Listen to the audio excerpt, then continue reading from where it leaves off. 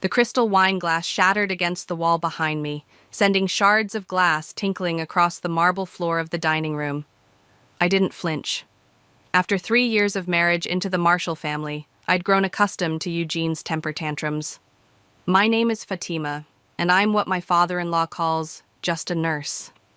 The way he spits those words out, you'd think I'd admitted to being a serial killer rather than someone who saves lives for a living. How dare you question my judgment? Eugene's face had turned an alarming shade of red as he glared at my husband, Aston. 25 years as chief of surgery, and you think you know better than me about the value of hospital staff? I dabbed my napkin against my lips, fighting to maintain my composure. The weekly family dinner had devolved into chaos because I'd mentioned helping save a patient that morning. Apparently, that was above my station.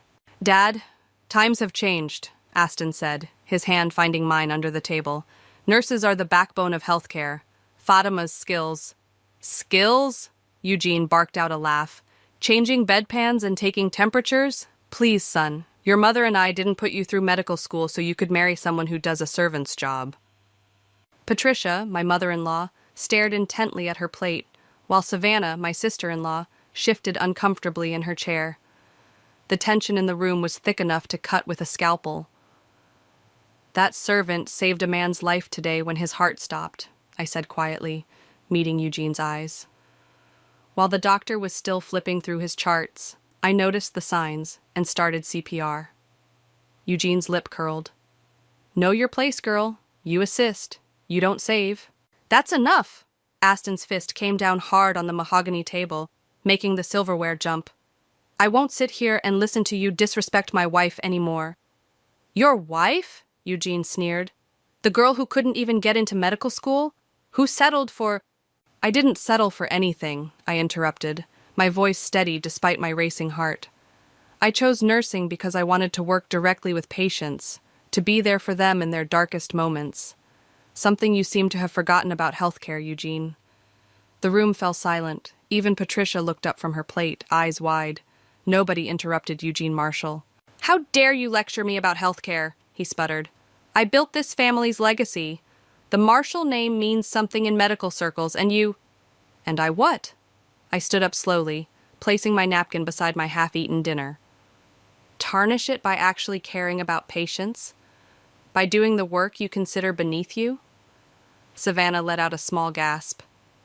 Aston squeezed my hand, a silent show of support. Get out, Eugene growled. Get out of my house. Gladly, I turned to Aston. I'll wait in the car. As I walked toward the door, I heard chairs scraping against the floor and Aston's voice rising in argument with his father. I paused in the doorway, looking back at Eugene. You know what the difference is between us, Eugene? When my patients thank me, it's not because of my last name. It's because I was there, holding their hand when they were scared, cleaning them up when they couldn't do it themselves, fighting for them when they couldn't fight for themselves. That's not being a servant. That's being a nurse. Later that night, as Aston and I lay in bed, he pulled me close. I'm sorry about my father, he whispered into my hair. Don't be, I replied, tracing patterns on his chest. He's the one who should be sorry. Still, the things he said— He'll understand someday, I said, thinking about the countless times I'd seen arrogant doctors humbled by circumstance. Karma has a way of teaching people the value of those they look down on.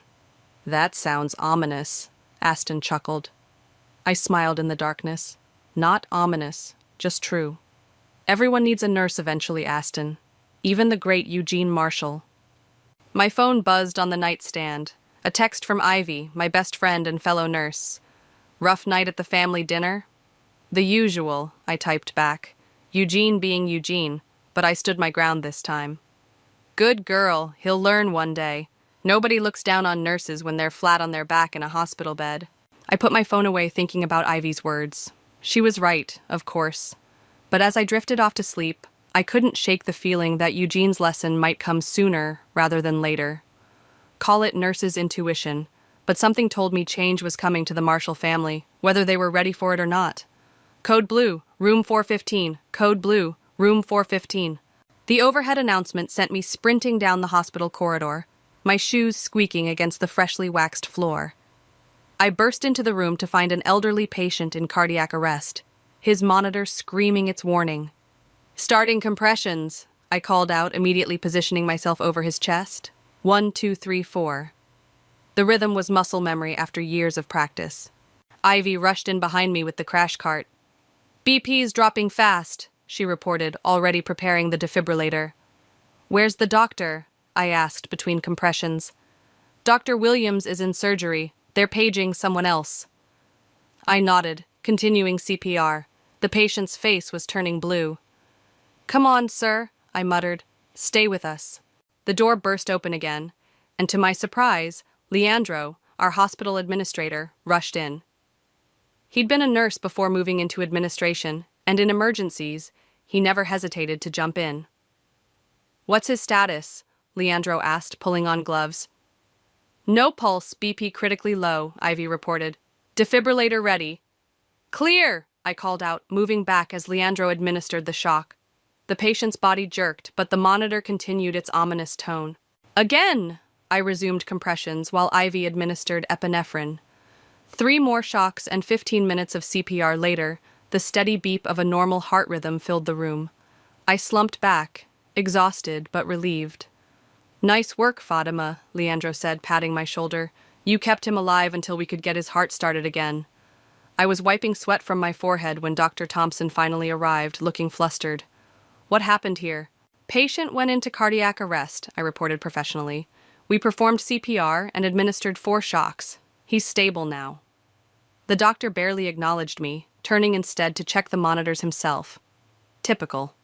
Later in the break room, Ivy handed me a coffee. "You were amazing in there. Did you see how fast you responded?" "Just doing my job," I said, but I couldn't help smiling. Unlike some people who couldn't be bothered to show up until after the crisis was over. Speaking of people who don't appreciate nurses, Ivy stirred her coffee. "How are things with the father-in-law from hell?" I groaned. "Eugene? Still his charming self. You should have seen him at dinner last night, throwing wine glasses like a toddler having a tantrum. Girl, I don't know how you handle it. If my father-in-law treated me like that..." "Fatima," Leandro appeared in the doorway. "The patient from 415 is asking for you. His family's there too." In the patient's room, I found him awake and alert, surrounded by tearful relatives. His face lit up when he saw me. "There she is!" he exclaimed weakly. "My guardian angel. This is the nurse who saved my life." His daughter hugged me tightly. "Thank you so much. Dad would have died if you hadn't acted so quickly." "I was just doing my job," I said, checking his vitals. "How are you feeling, Mr. Roberts?" "Like I got kicked in the chest by a horse," he chuckled. "But I'm alive, thanks to you." As I finished my checks, my phone buzzed. A text from Savannah. "Emergency. Dad collapsed at the clinic. They're bringing him to your hospital." My blood ran cold. I showed the message to Ivy, who'd just walked in. "Oh shit," she whispered. "What are you going to do?" Before I could answer, another text came through from Aston. "Dad's being admitted to your floor. I know it's awkward, but you're the best nurse there. Please help him." Ivy squeezed my arm. "Karma works fast, doesn't it?" "This isn't funny," I hissed, but my hands were shaking. "What if something goes wrong? What if—" "Stop," Ivy said firmly. "You're a professional. You just saved a man's life while doctors were nowhere to be found. Eugene needs a nurse right now, not a doctor. He needs you." Leandro appeared again, looking concerned. "Fatima, we have a VIP patient coming in, Dr. Eugene Marshall. Given your connection..." "I'll take him," I said, straightening my scrubs. "I'm the charge nurse on this floor, and I'm not going to let personal issues interfere with patient care." Leandro nodded approvingly. "That's why you're one of our best. The paramedics are 5 minutes out." As I walked to the emergency entrance, my heart was racing. After years of Eugene's contempt, fate had handed me exactly what I'd wished for, a chance to show him exactly what a nurse could do. But as I watched the ambulance pull up, lights flashing, I realized this wasn't about revenge anymore. This was about proving something to myself. "Time to show you what a servant can do, Eugene," I whispered, pushing through the emergency room doors. The emergency room doors burst open as the paramedics wheeled Eugene in. His face was ashen, a stark contrast to the angry red I'd seen at dinner just days ago. Patricia hurried alongside the gurney, clutching her husband's hand. BP 160-100. Possible stroke symptoms, the paramedic reported. Patient experienced sudden weakness on the left side and slurred speech approximately 40 minutes ago. I switched into professional mode instantly. Get him to CT stat. I'll alert neurology. Eugene's eyes found mine, widening with recognition. For the first time since I'd known him, I saw fear in them. No, he slurred, trying to push my hands away as I checked his pupils. Not her. Eugene, stop it, Patricia snapped, surprising everyone. Let her help you. Aston rushed in, still wearing his surgical scrubs. Dad, what happened? He looked at me. Fatima, what's his status? Possible stroke. We're taking him for imaging now. I turned to the other nurse. Start the stroke protocol. I want those results ASAP. As we moved Eugene to CT, he kept trying to speak, his words coming out garbled. I leaned closer. Don't want servant. Well, this servant is trying to save your life, I said calmly, adjusting his IV. So lie still and let me do my job. The CT results confirmed our fears. Eugene was having an ischemic stroke. The next hours were a blur of activity as we administered TPA and monitored him closely. I stayed by his side, checking his vitals every 15 minutes, watching for any changes. You're doing great, Ivy whispered during a brief handoff. How are you holding up? I'm fine, I replied, updating Eugene's chart. He's just another patient who needs help. Bullshit, she said, but you're handling it like a boss. Around midnight, Leandro stopped by to check on the situation. Eugene had stabilized, but he was still weak on his left side. Dr. Thompson wants to transfer him to a private room, Leandro said. Any preference on who takes over his care? I'll keep him, I said firmly. I'm already familiar with his case. Leandro raised an eyebrow. Are you sure, given the personal situation? I'm sure. I met his gaze. Unless you think I can't remain professional? No, I trust your judgment. He paused. Just be careful. These family situations can get complicated. As if on cue, Patricia approached us, looking exhausted. Fatima, could I speak with you? We stepped into the family room, where she surprised me by pulling me into a tight hug. Thank you, she whispered. The doctors said if he hadn't received treatment so quickly. She pulled back, wiping her eyes. I know how he's treated you. No one would blame you if you'd stepped away. That's not who I am, I said simply. No, it's not. She smiled sadly. Maybe that's what he needs to see. A commotion from Eugene's room interrupted us. We rushed back to find him trying to get out of bed, fighting against Aston's restraining hands. Dad, stop. You'll hurt yourself. Want different nurse, Eugene managed to say, glaring at me. I stepped forward, my voice firm. Mr. Marshall, you're having a stroke. Every minute counts. You can request a different nurse once you're stable, but right now, I'm what you've got. So please, lie back down before you make things worse. The use of his formal name seemed to shock him.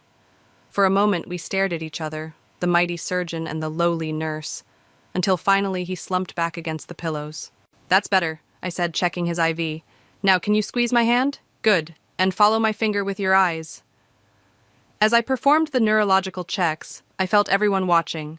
Aston, Patricia, even Savannah, who'd arrived sometime during the chaos. The room was thick with unspoken words and shifting dynamics. Your left side is showing improvement, I reported professionally. But you need rest. Visiting hours are over. Everyone out, except immediate family. I'm staying, Patricia said firmly, settling into the chair beside his bed. As the others filed out, Aston caught my arm. You don't have to do this, he whispered. We can get another nurse. I watched Eugene, now lying quietly with his eyes closed, looking vulnerable in his hospital gown. Yes, I do, I replied. Because right now, he doesn't need a daughter-in-law to resent or a servant to despise. He needs a nurse. And like it or not, that's exactly what I am. Aston kissed my forehead. You're amazing, you know that? Go get some rest, I said, checking Eugene's monitors one more time. Tomorrow's going to be a long day. As I settled in for my night shift, I couldn't help but think about Karma's strange sense of humor. Eugene had spent years looking down on my profession, and now his life literally depended on it. But as I watched him sleep, I realized this wasn't about winning or losing anymore. It was about something much more important, the fundamental truth about what it means to care for another human being, regardless of who they are or how they've treated you. Time for your morning exercises, I announced, entering Eugene's room with a physical therapy assistant. 3 days had passed since his stroke, and though his speech was improving, his left side remained weak. Eugene scowled at me. "Where's the doctor?" "Dr. Thompson will be here for rounds later," I said, helping him sit up. "Right now, you need to work on your mobility." "Don't want you," he muttered, but his protest lacked its usual venom. "Well, that's unfortunate," I replied cheerfully, "because I'm going to help you stand whether you like it or not, unless you'd prefer to stay in that bed forever?" Patricia, who hadn't left his side for 3 days, stifled a laugh. "Eugene, stop being difficult." With careful movements, we got him to his feet. His left leg trembled with the effort, and his face flushed with embarrassment as he clutched the walker. "Small steps," I instructed, supporting his weak side, "just to the door and back." "I know how to walk," he snapped. "Clearly," I said dryly as he stumbled. "That's why you nearly face-planted just now." Savannah, who'd been quietly watching from the corner, stepped forward. "Dad, please, let Fatima help you." He shot her a betrayed look but allowed me to steady him as we slowly made our way across the room. Halfway there, his legs began to shake more violently. "I can't," he gasped. "Yes, you can," I said firmly. 3 more steps. Count them with me." To everyone's surprise, he did. When we finally reached the door, sweat beaded on his forehead, but there was a glimmer of triumph in his eyes. "Good job," I said, helping him turn around. "Now back to bed."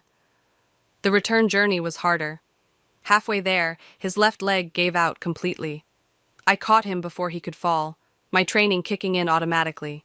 "I've got you," I said softly, bearing his weight until he could steady himself. For a moment, our eyes met, and I saw something shift in his expression, a crack in the armor of his prejudice. Later that afternoon, I was checking his vitals when Dr. Thompson arrived with his entourage of residents. "Ah, Eugene," he said jovially. "How's our star patient?" "Ask the nurse," Eugene replied, surprising everyone. "She's been here all morning." Dr. Thompson turned to me, eyebrows raised. I gave my report professionally, detailing Eugene's progress, his morning exercises, and my concerns about his blood pressure readings. "Excellent work," Dr. Thompson said. "You're lucky to have such an attentive nurse, Eugene." Eugene didn't respond, but I caught him watching me thoughtfully as I adjusted his medication. During lunch, Ivy joined me in the break room. "So, how's the dragon doing?" "Better," I said, picking at my salad. "He actually let me help him walk today without threatening to have me fired." "Progress!" Ivy grinned. "Next thing you know, he'll be admitting nurses are actually human beings." "Let's not get crazy," I laughed. A commotion in the hallway interrupted our break. I rushed out to find Eugene trying to reach the bathroom on his own, Patricia hovering anxiously nearby. "He refused to call for help," she explained frantically. "Stubborn man," I muttered, hurrying to his side. "You could have fallen."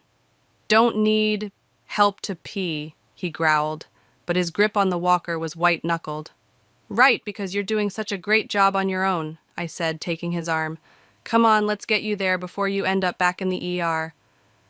As I helped him back to bed afterward, he cleared his throat. "Thank you," he mumbled, so quietly I almost missed it. "I'm sorry, what was that?" I couldn't resist teasing. Did the great Eugene just thank a lowly nurse? He glared at me, but there was less heat in it than before. "Don't push it." That evening, as I was finishing my shift, Savannah stopped me in the hallway. "You know," she said, "I've never seen anyone handle Dad like you do, not even Mom." "I've had practice with difficult patients," I shrugged. "No, it's more than that." She touched my arm. "You could have requested a transfer or treated him coldly, and no one would have blamed you. But instead, you're giving him your best care, even after everything he's said to you. That's what nurses do, I said simply. Maybe that's what Dad needs to understand, she mused, that it's not about status or titles. It's about being there when someone needs you. As if to prove her point, Eugene's voice called out from his room. Fatima? I shared a surprised look with Savannah. It was the first time he'd ever used my name. Coming! I called back, heading toward his room. Behind me, I heard Savannah on the phone with Aston. You won't believe what just happened. Your blood pressure is still higher than we'd like, I said, removing the cuff from Eugene's arm.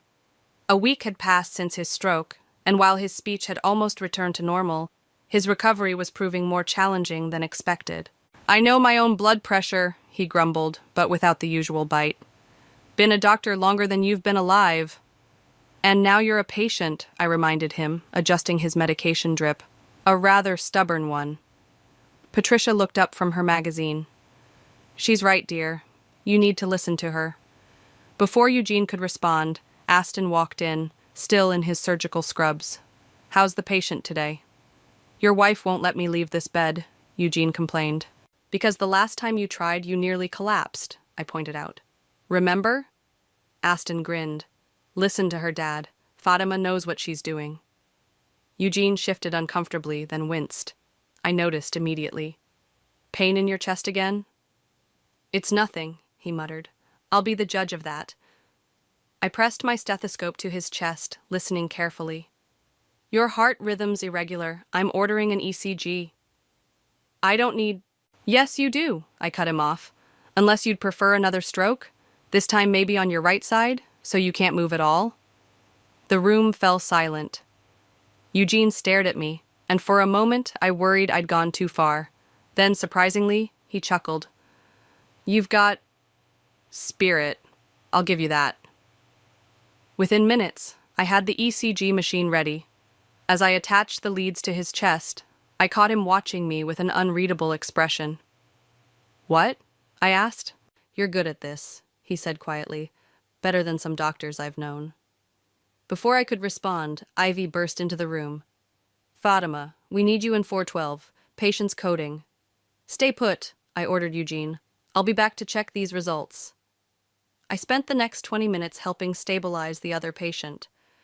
When I returned to Eugene's room, I found him in an intense discussion with Patricia. Can't deny it anymore, she was saying. You've seen how she works. They fell silent when I entered. I checked the ECG results, frowning at what I saw. I'm calling Dr. Thompson, I announced. These readings concern me. What do you see? Eugene asked, professional curiosity evident in his voice. I pointed to the pattern on the printout. These ST segment changes suggest possible cardiac ischemia, he finished, looking impressed despite himself. You caught that quickly. That's what happens when you pay attention to your patients instead of just their charts, I said pointedly.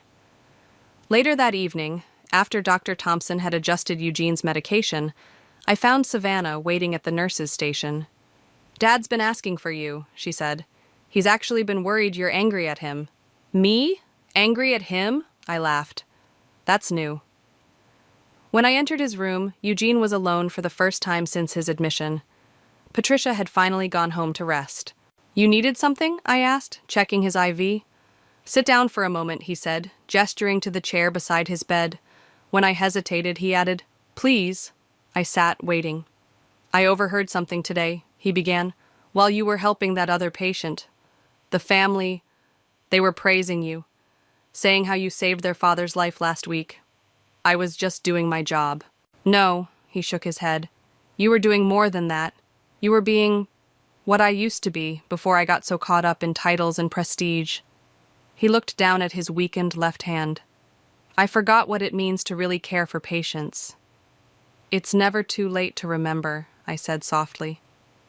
When I had the stroke, he continued, I was terrified. Not just of dying, but of being helpless. And you didn't gloat or take advantage. You just helped. Even after everything I'd said. That's what nurses do, I said, standing to adjust his pillows. We help people regardless of who they are or how they've treated us. I'm beginning to understand that, he replied. And I'm beginning to understand why Aston chose you. Before I could respond, his monitors started beeping rapidly. His face had gone pale, and he was clutching his chest. Eugene? I grabbed his wrist, checking his pulse. What's wrong? Can't breathe, he gasped. I hit the emergency call button. I need a crash cart in here now. As the room filled with medical staff, I stayed by Eugene's side, holding his hand as we fought to stabilize him once again.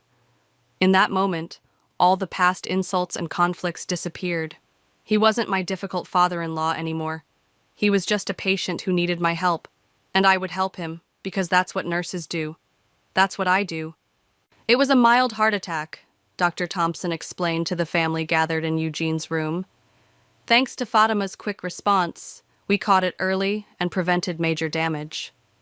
Eugene lay propped up in bed, looking smaller somehow. Patricia clutched his hand while Aston and Savannah stood nearby, their faces etched with worry. She saved my life, Eugene said quietly. Again. I busied myself checking his vitals, trying to ignore the weight of everyone's stares. The monitors showed his heart rate and blood pressure were finally stable after last night's crisis. You should have seen her, Mom, Savannah said. She was so calm, giving orders, keeping everything under control while Dad was... She trailed off, her voice cracking. That's enough, I said firmly. Eugene needs rest, not a fan club. Always so professional, Eugene managed a weak smile, even when I was such an ass. Language, dear, Patricia scolded, but she was smiling too. Leandro appeared in the doorway. Fatima, could I speak with you for a moment? In the hallway, he handed me a piece of paper. We found this in Eugene's personal effects when we changed him into a hospital gown last night. It's addressed to you. I unfolded the paper, recognizing Eugene's handwriting despite its shakiness.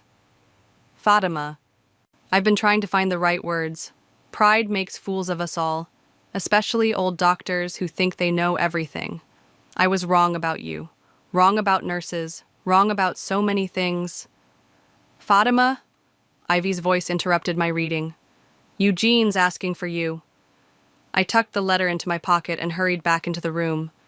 Eugene was attempting to sit up straighter, grimacing with the effort. Let me help, I moved to adjust his position. You need to take it easy. Need to say something, he insisted, while I still can.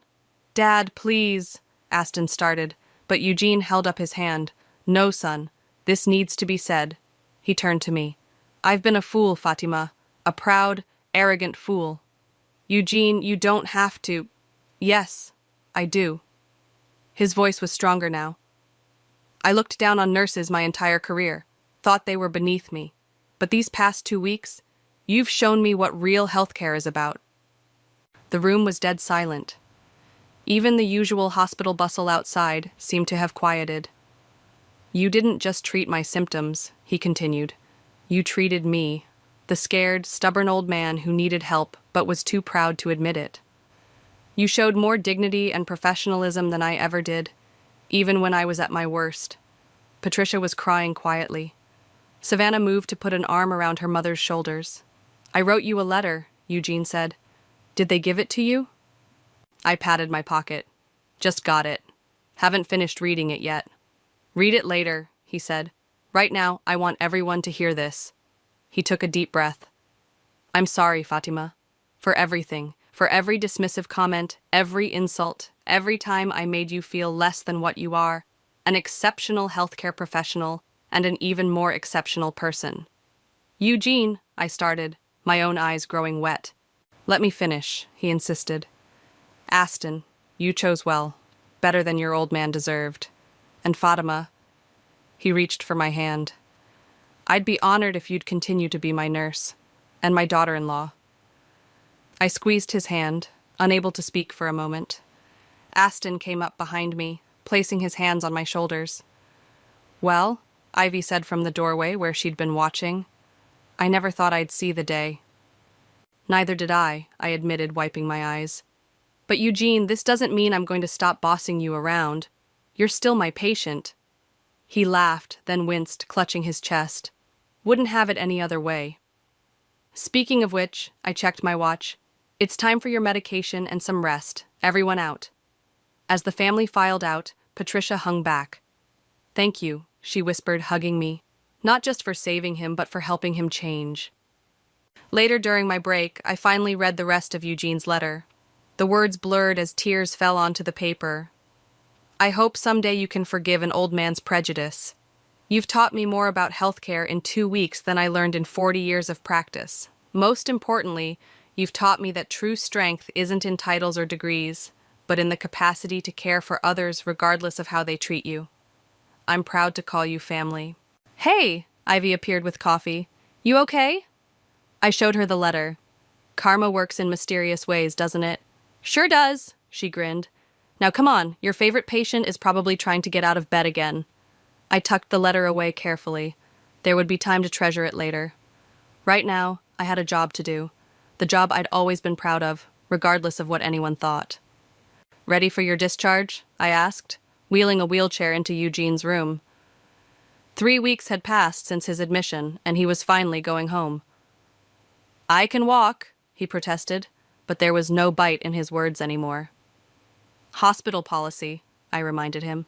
Besides, I've earned the right to wheel you out of here. He chuckled, allowing me to help him into the chair. That you have. Patricia bustled around the room, gathering their belongings. Don't forget the letter, dear. What letter? I asked. Eugene pulled an envelope from his robe pocket. You'll see, but not until after the party tonight. The family had planned a dinner to celebrate Eugene's recovery. I'd tried to decline, saying I had a shift, but Leandro had mysteriously rearranged the schedule to give me the evening off. Speaking of the party, Savannah appeared in the doorway. Everything's ready at the house. And Dad, the guests are arriving. Guests? I raised an eyebrow. I thought this was just family. It is family, Eugene said cryptically. All kinds of family. As I wheeled Eugene toward the exit, hospital staff kept stopping us. Nurses, orderlies, even the cafeteria workers came to wish him well. He knew all their names now, something the old Eugene would never have bothered to learn. Take care of yourself, Dr. Marshall, called Maria from housekeeping. Thank you, Maria. Keep that son of yours studying. He'll make a great nurse one day. In the parking lot, Aston helped his father into the car while Patricia hugged me. See you tonight, she whispered, and wear something nice. This is important to him. That evening, I stood before the Marshall's front door, smoothing my dress nervously. Aston squeezed my hand. Ready? Why do I feel like I'm walking into something bigger than a family dinner? He just smiled and opened the door. The house was full of people, but not just the usual family members.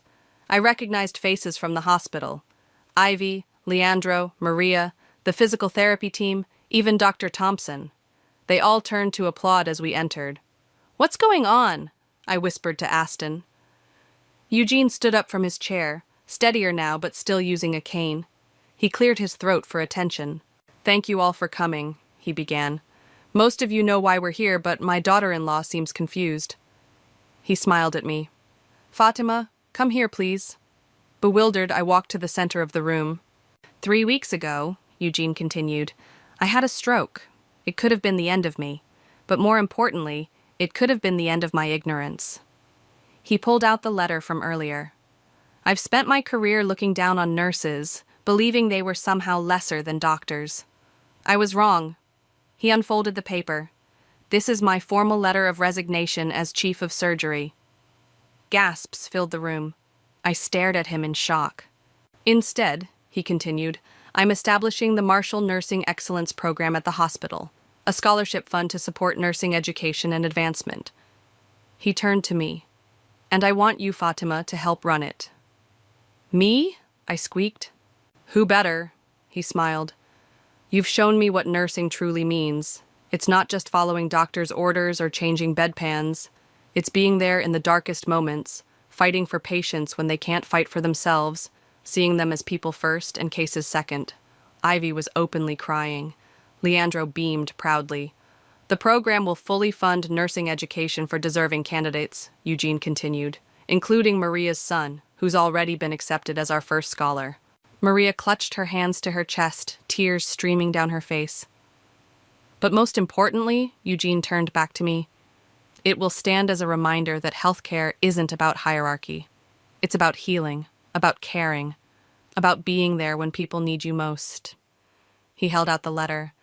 Will you help me make this happen? I took the letter with trembling hands. I don't know what to say. Say yes, Aston whispered behind me.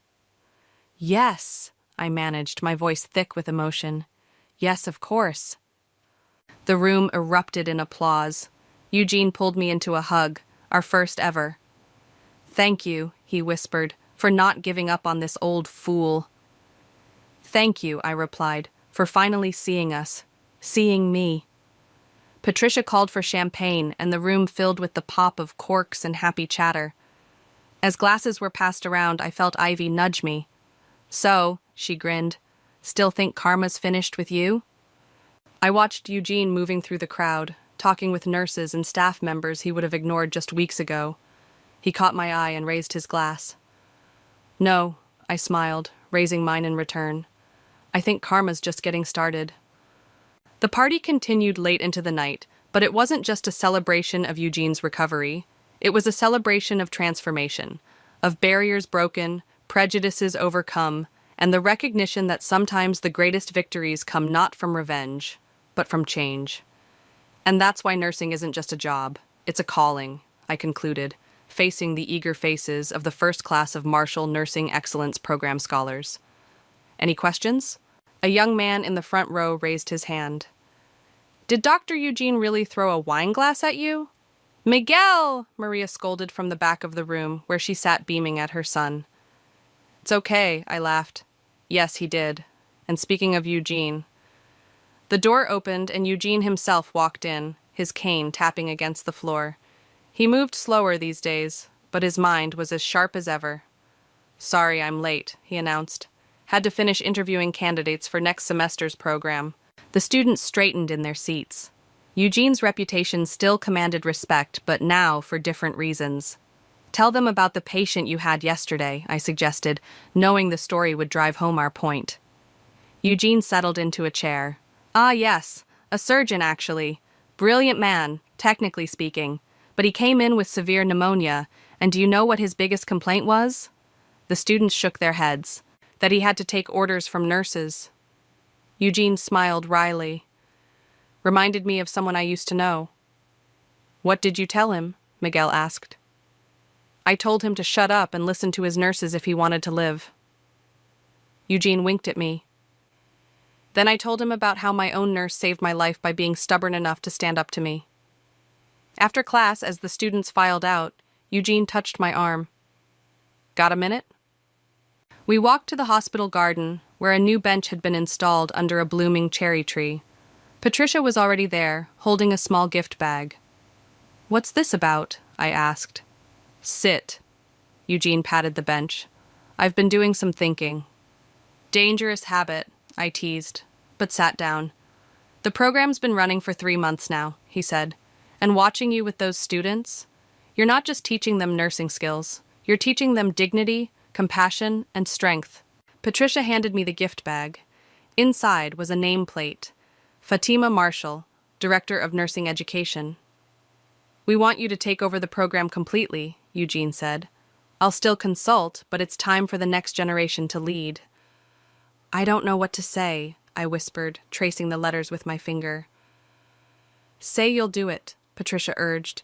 You've already changed so many lives. Think how many more you could help. Before I could respond, Ivy burst into the garden. Fatima! Emergency in the ICU! We need you! I jumped up, professional instincts kicking in. What's happening? Multiple trauma coming in. Car accident. They're asking for our best nurses. I turned to Eugene and Patricia. I have to... Go, Eugene smiled. That's who you are. That's who you've always been. We'll finish this conversation later. As I rushed to the ICU with Ivy, I heard Eugene's voice behind me. That's my daughter-in-law, best damn nurse in the hospital. Hours later, after the trauma patients were stabilized, I found Aston waiting for me at the nurse's station. Heard you worked another miracle, he said, pulling me close. It was a team effort, I replied, leaning into him. Your father offered me the director position. I know, he grinned. He's been planning it for weeks. Says it's time the program was run by someone who truly understands what nursing means. Speaking of your father, I nodded toward Eugene's old room, now occupied by the surgeon with pneumonia. Inside, Eugene sat beside the bed, deep in conversation with the patient. We moved closer to listen. Thought I was too good to take orders from nurses, the surgeon was saying. But watching them work today, especially during the trauma, I've never seen such coordination, such skill. Sounds familiar, Eugene chuckled. Let me tell you about the nurse who changed my life. I pulled Aston away, leaving Eugene to his storytelling. In the hallway, Savannah was posting flyers for the next semester's nursing program. Applications have doubled, she reported excitedly. Word's getting around about what we're doing here. I looked at the nameplate in my hand, then at the flyers, then at Eugene still talking animatedly to the humbled surgeon. Everything had changed, yet everything felt exactly right. You know, Aston said softly, when you first started standing up to Dad, I was worried it would tear the family apart. Instead, it made us stronger. That's because it was never about revenge, I replied, watching a new group of nursing students walk past, their faces bright with purpose. It was about showing people the truth, that sometimes the greatest strength lies in caring for others, even when they don't deserve it, especially when they don't deserve it. Ready to change more lives, Director Marshall? Ivy called, holding up another emergency chart. I smiled, already moving toward the next challenge. Always ready, that's what nurses do.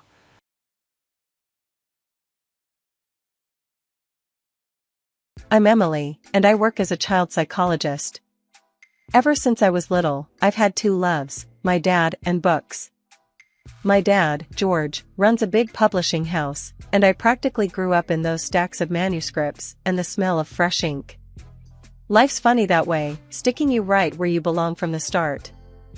Every month, like clockwork, I'd tag along with Dad to his office. It was our thing, end of the work week, and we'd grab dinner after, just him and me. That particular Friday started no different. The office buzzed with the usual energy of deadlines and last-minute deals. I was sitting in Dad's office, flipping through a manuscript that was probably too old for me, when he walked in with someone. Emily, this here is Jacob. He's got a knack for stories, but hasn't found his rhythm yet. Dad introduced us. Jacob was a bit rough around the edges, jeans, a bit scruffy, but his smile was something else. He carried a manuscript under his arm, clearly well-handled, with dog-eared pages sticking out. Nice to meet you, Emily. Heard a lot about you. Your dad can't stop bragging about his brilliant daughter, Jacob said, extending his hand. I shook it, feeling a little flush. Nice to meet you too. Hope Dad's not overselling me. We laughed, and Dad clapped his hands, pleased. I'll leave you two to chat. Emily, why don't you show Jacob around? Might do him good to see the place through someone who loves it as much as you do. As we walked through the corridors, I could feel Jacob's curiosity peeking at every corner. So, you really like coming here? Doesn't it get, I dunno, boring? Not really, I shrugged. Each book is like a new world. Isn't that what drew you to writing? He chuckled, running a hand through his hair. Yeah, something like that. But it's tough, you know? Trying to make a living out of worlds in your head. We ended up in the cafeteria, and I bought us 2 coffees. As we sat, Jacob's gaze was pensive, his fingers drumming on the table. You ever think about writing yourself? You know so much about this stuff. Maybe, I admitted, sipping my coffee. But right now, I'm more into helping kids. They've got their own stories, you know? Makes sense, Jacob nodded. Hey, thanks for showing me around, Emily. Feels less intimidating now. As we walked back to Dad's office, something about Jacob's hopeful, almost vulnerable look struck me. Maybe it was his determination or just his easy way of talking. Whatever it was, I found myself wanting to see him succeed. Driving home later, Dad couldn't stop talking about Jacob. There's something about that boy. Reminds me of myself when I started out. Raw, but something golden there. I smiled, looking out the window, the city lights blurring by. Yeah, Dad. I think he'll make it. Little did I know, that day wasn't just another end of the week. It was the beginning of everything, of love, of dreams, of the twisted roads we'd soon walk. After Jacob and I got married, life took a turn, not just sideways, but upside down. His books weren't selling. Money was tight, and tensions were high. I started running after-school clubs and taking extra shifts, anything to make ends meet. We were living on dreams and instant noodles, pretty much. One evening, after a particularly long day, I found Jacob slumped over his desk, papers scattered around like the aftermath of a storm. He looked up at me, his eyes hollow. I don't know if I can do this anymore, Em. Maybe I'm not cut out for writing, he muttered, shuffling through his failed manuscript pages. Sitting beside him, I grabbed his hand. Look, everyone hits a rough patch. Maybe you just need a fresh pair of eyes, or a new angle. He scoffed, almost bitterly. And what? Start writing kiddie books? Why not? I challenged. You're good at making up stories, and kids love that stuff. Plus, I can help. I know what kids like, remember? The next day, I talked to Dad about it. We were in his office, the usual clutter of books and manuscripts surrounding us. Dad, Jacob's struggling with his books. What if he tried writing for children? I ventured, hoping it didn't sound as desperate as I felt. George, ever the pragmatist, leaned back in his chair, steepling his fingers. It's a tough market, Em. But it might be his only shot. I'll give him a tip or two, see what he can whip up. So, we started. Our dining table turned into a brainstorming hub. I'd throw ideas at Jacob, and he'd run with them, his typewriter clacking away into the night. Hey, what about a story of a little boy who builds a rocket from cardboard boxes and goes to Mars? I suggested one evening, excited by the thought. Jacob looked up from his typewriter. And what, he fights aliens, or discovers a new planet? No, it's about his adventure, the friends he makes along the way. Keep it simple, relatable, I explained, trying to steer him towards empathy rather than action. Could work. Kids like that adventurous stuff, right? Jacob mused, warming up to the idea. Months of trial and error followed. We wrote together, scrapped ideas, and argued over characters and plots. It was messy, frustrating, and absolutely wonderful. One morning, Jacob slid a finished manuscript across the table to me. Read it. It's called Tommy's Trip to Mars. Think it'll fly? I read it, cover to cover, and looked up, finding his anxious gaze. It's perfect. It's going to soar, not just fly. Jacob's first children's book did more than just soar, it skyrocketed. One night, as we celebrated the news of his first sold-out book signing, Jacob pulled me close, his breath warm against my ear. Couldn't have done it without you, Em. This is all you. I laughed, a bit tipsy from the champagne and the joy. It's all us, babe. We're in this together, remember? That night, as we fell asleep, our hands entwined, the weight in my chest felt lighter. We were making it, together. It felt like we'd conquered the world, with just a typewriter and a handful of dreams. Life's got a funny way of giving you exactly what you need when you least expect it. After Jacob's book took off, things started looking up, but it wasn't the book sales or the newfound stability that changed everything. It was the day we found out I was pregnant. I remember telling Jacob. It was a chilly evening, and he was at his desk, sketches and notes scattered around like always. I walked over, holding the test behind my back. Jacob, I've got news, I said, trying to sound casual. He didn't look up, just kept scribbling. Yeah? What's up? Big news, I emphasized, now waving the pregnancy test like a white flag. That caught his attention. He glanced up, saw the stick in my hand, and his face went white, then red, then a weird mix of both. Are you serious? Are we? Yep, we're going to be parents, I grinned, my heart hammering in my chest. He got up so fast, his chair almost toppled over. Coming over, he hugged me, tight like he'd never let go. This is amazing. And it was. Those 9 months flew by in a haze of preparations, doctor's appointments, and Jacob turning our spare room into the perfect nursery. He'd often stand in the doorway, paintbrush or wallpaper in hand, and say something like, "Do you think the baby will like stars or moons better on the ceiling?" I'd laugh, watching him fuss. "Babe, as long as the room is warm and the crib doesn't squeak, our baby will sleep just fine under either." When Sophie was born, it was like our little world finally felt complete. Holding her for the first time, I felt a love so fierce, it almost scared me. Jacob was the same, he'd hover around her like she was the most precious thing. Which, of course, she was. Balancing motherhood with helping Jacob wasn't easy.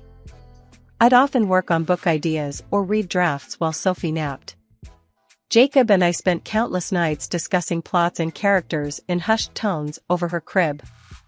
"Hey, what if the next book is about a little girl who finds a magic seashell?" I whispered one night while Sophie slept. Jacob, looking at our daughter, smiled softly. "That's perfect. She could hear the ocean, or better yet, it grants wishes." I nodded, scribbling the idea down. Simple and sweet. Kids will love it. Time passed in a blur of book signings and bedtime stories. Sophie grew, and so did Jacob's career, but we made sure our family time was sacred. Sunday mornings were ours, pancakes and pajamas, no work talk allowed. One Sunday, as we were all in the kitchen, Jacob flipping pancakes and me setting the table, Sophie tugged at my leg. "Mommy, can I help Daddy?"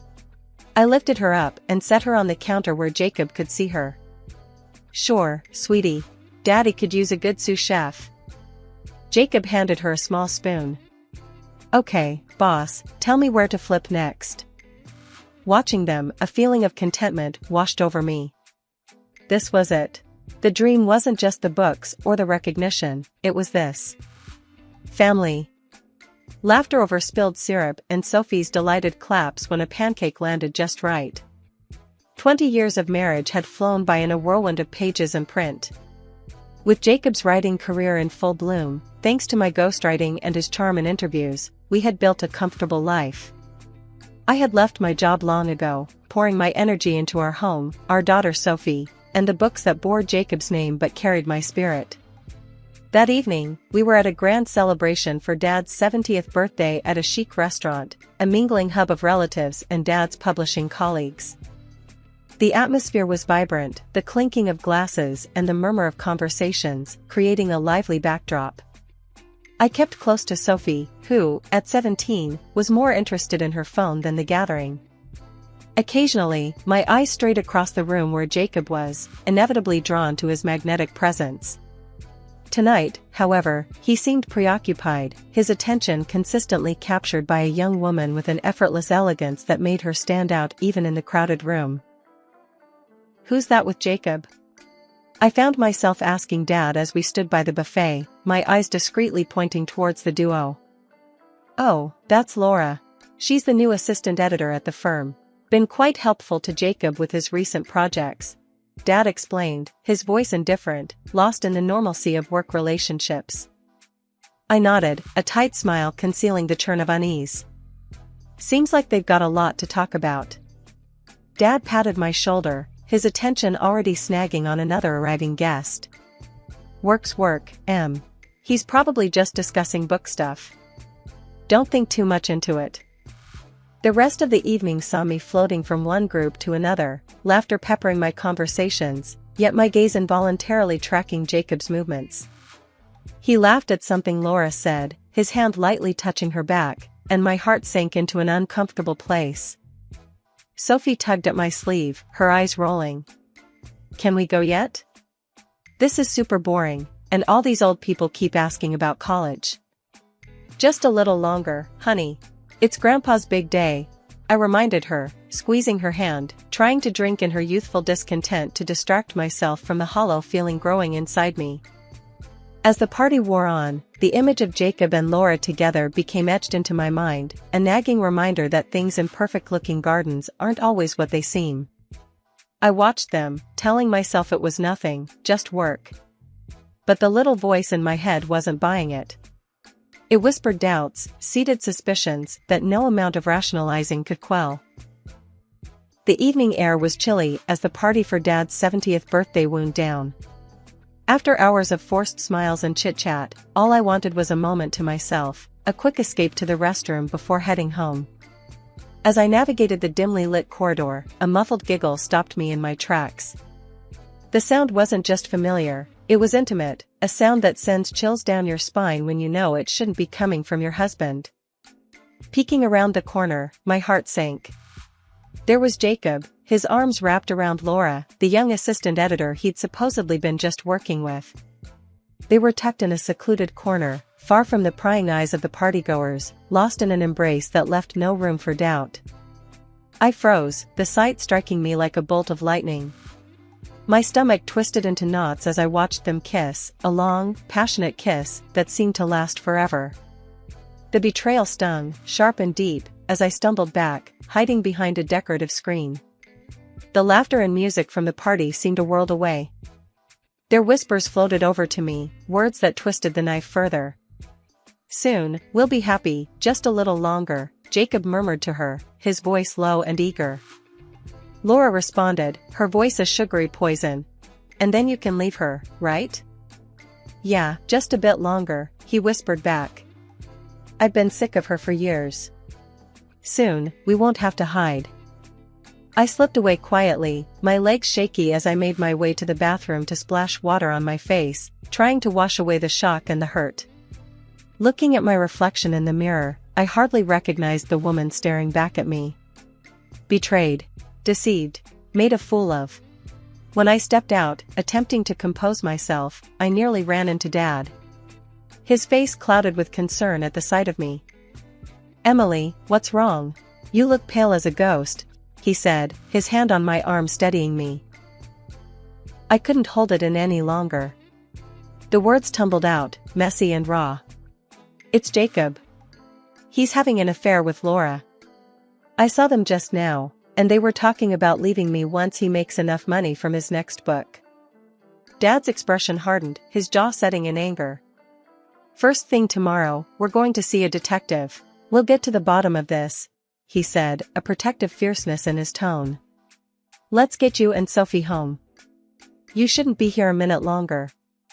Leaving the party, the night air felt even colder, biting as the reality of the situation sunk in. Sophie, oblivious to the storm brewing, chatted about the evening, but my mind was elsewhere, replaying Jacob's betrayal over and over. Jacob didn't come home that night, claiming another late night at work. I knew better now. I lay in bed, the emptiness echoing in the room, planning my next steps. The morning after Dad's birthday bash was a rough start. Dad had arranged for us to meet with a private investigator, Mr. Hammond, who had helped him with some minor publishing fraud cases in the past. When we arrived, Mr. Hammond greeted us with a nod, his office a clutter of files and old newspapers. "George, Emily, what can I do for you today?" His voice was gruff, seasoned by years of digging into other people's dirt. "It's my husband, Jacob. I think he's having an affair," I said, trying to keep my voice steady but feeling it waver under the weight of the words. Mr. Hammond didn't look surprised. Perhaps in his line of work, such revelations were as common as morning coffee. "All right, tell me everything. The more details, the better I can help you." I spilled it all, the party, the overheard conversation, his secretive behaviors over the past months, and his late nights explained away by work that seemed to never end. Dad sat beside me, his face a mask of fury and concern. Mr. Hammond listened, jotting down notes. When I finished, he leaned back in his chair, tapping his pen against his desk. "I can start looking into this immediately. Surveillance, checking financials, the usual drill. But it will take a few weeks to gather enough evidence." We got the call to come into Mr. Hammond's office on a gloomy Tuesday morning. Walking into his office, the air felt thick with the weight of what was about to be disclosed. Mr. Hammond didn't waste time on pleasantries. I found quite a bit, he said gruffly, motioning us to sit before he started laying out the evidence he had compiled. First came the photos, Jacob and Laura, not just working late but intimately dining out, walking in the park, entering her apartment, too many moments that they spent wrapped up in each other, far from innocent. Then he handed over a stack of financial statements and receipts. Your husband has been quite generous with your joint funds, Mr. Hammond said dryly. There were bank transactions showing large sums transferred to Laura's accounts, purchase documents for an upscale apartment in her name, and even a receipt for a new car, gifts from Jacob. As if that wasn't enough, Mr. Hammond played several audio clips of conversations between Jacob and Laura. Their voices, hushed and excited, discussed not just their affair, but future plans. They talked about getting married once my daughter Sophie was old enough, calculating that it would minimize any alimony payments. Mr. Hammond cleared his throat, bringing my attention back to him. There's enough here to file for divorce, and not just any divorce, one that will favor you heavily given the circumstances. He broke the trust, and the law has provisions for situations like this. The weekend had finally come, the one where everything was supposed to come crashing down. Dad had concocted a plan, inviting Jacob and his mistress, Laura, to his house under the guise of discussing a new book project. They arrived together, Jacob looking confident as ever, Laura slightly uneasy by his side. The moment he saw me standing there in the living room, his face dropped, and panic flickered in his eyes. He made a move as if to leave, but Dad's stern voice stopped him. Sit down, Jacob. We're not done here, Dad commanded, pointing to the chairs strategically placed in front of his desk. Reluctantly, Jacob and Laura sat down, the former still glancing towards the door, as if calculating his chances. Dad then pulled out a folder, thick with the weight of evidence collected over the past weeks by the private investigator. He laid it on the table and slowly began to pull out photographs, one by one, laying them out like a deck of cards that spelled Jacob's downfall. These could make for an interesting book, don't you think? Dad said, his voice calm but with a sharp edge. A tale of deceit, betrayal, all backed by these lovely photos and documents. What a story it would make, published for the whole world to see. Jacob's complexion turned a shade paler with each piece of evidence displayed. He started to speak, a feeble attempt to explain himself, but Dad cut him off, pulling out more receipts, bills, checks, all painting a clear picture of the double life Jacob had been leading. Dad continued, his disappointment and anger resonant in his voice. Remember how you got here, Jacob? Emily wrote those first books that still bring in money. She's been behind you, supporting you, and this is how you repay her? As he spoke, Laura, sitting beside Jacob, began to sob quietly, her hands trembling. Amidst her tears, she whispered, almost too low for me to hear, I'm pregnant. I walked over to Jacob with the divorce papers I had prepared. Sign these, I said firmly, pushing the documents toward him. You're leaving with nothing. The house, the savings, the rights to the books, all stay with me. Laura looked up, her eyes wide with fear. I turned to her, my voice cold but clear. And you, I will sue if you don't give up the car and any money Jacob gave you. You can keep the apartment, I'm leaving it to you out of pity for your condition. She nodded frantically, wiping her tears, and quickly agreed, signing whatever I put in front of her.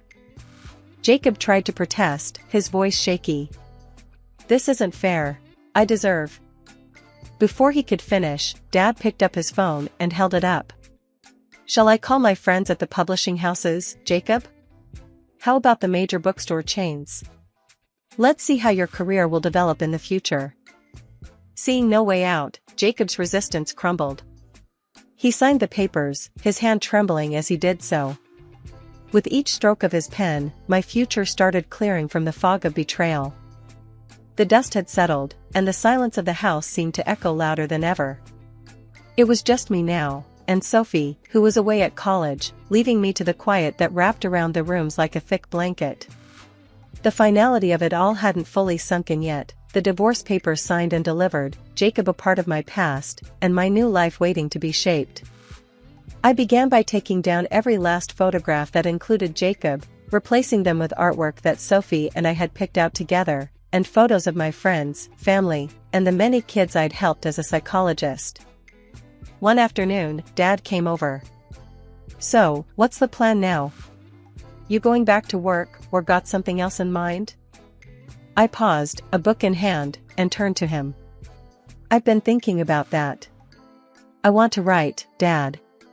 Not just ghostwrite, but really write, my name on the books this time." "That's my girl," Dad said proudly, his eyes crinkling at the corners. "What about children's books? But this time, stories that deal with real feelings, challenges kids face growing up. I've seen enough in my practice to know what's missing out there," I explained, excited by the idea that was slowly taking shape in my mind. The following weeks were a blur of activity. I started outlining ideas, jotting down story arcs in the early hours of the morning when the world was quiet, and my thoughts were loud. One evening, Sophie called. She'd been my rock, her calls filled with encouragement and her own college adventures. "Hey, Mom, how's the book coming along?" "It's actually going great, sweetie. It's like once I started, I couldn't stop.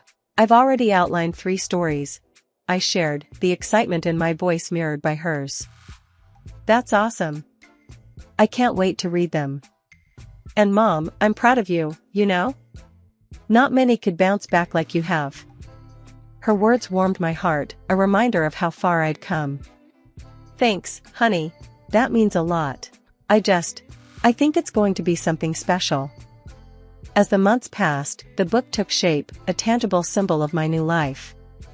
It was filled with tales of courage, understanding, and growth, lessons I'd learned the hard way but was now sharing through characters that children could look up to and learn from.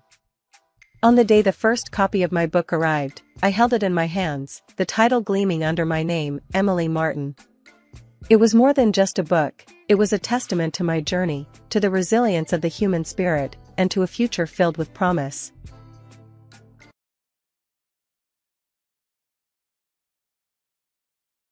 Growing up, it was just me and Dad. After Mom died when I was little, Dad took the reins, tight. He meant well, but his idea of raising me involved a lot of rules and lectures. I always felt like I was suffocating under his constant watch. So, the day I graduated high school, I was out. I headed straight to college on a full ride, courtesy of my knack for numbers and hard work. College was my breath of fresh air. I was on my own, making my own rules. I studied accounting, worked my tail off, and landed a job at a firm as an assistant while still in school. By the time I graduated, they bumped me up to a full accountant, handling major accounts like I was born for it. 2 years later, life threw me a curveball named Eric. Met him through friends at one of those gatherings I usually avoided but felt like crashing that night. Eric was different, easygoing, and laughed a lot. He didn't come with that heavy vibe some guys did, trying to pin you down and map your whole life out in front of you.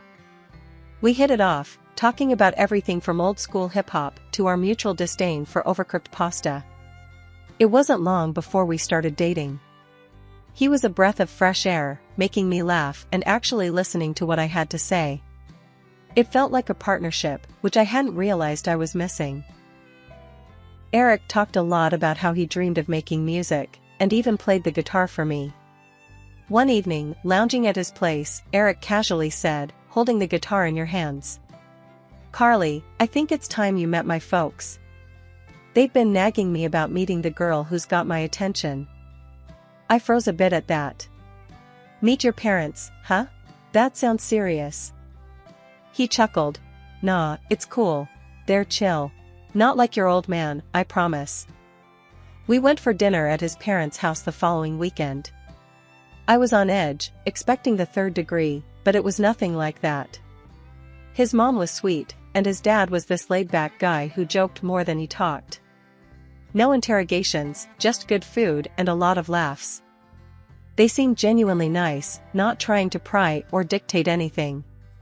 It was so different from the life I knew with Dad. They didn't even flinch when I talked about my job and how I liked living life on my terms. After a few months, things with Eric got serious. and before I knew it, he popped the question. We got married in a small ceremony, just us and a few close friends. I didn't invite Dad. I couldn't deal with his scrutiny, not on that day. It was modest, perfect, and just what we wanted. No fuss, no drama. Driving back from the courthouse, Eric grabbed my hand and squeezed. So, Mrs. Carly Phillips, how's it feel to be stuck with me? I laughed, squeezing his hand back. Not stuck, partner. Feels like we're in this together. Just keep it real with me, okay?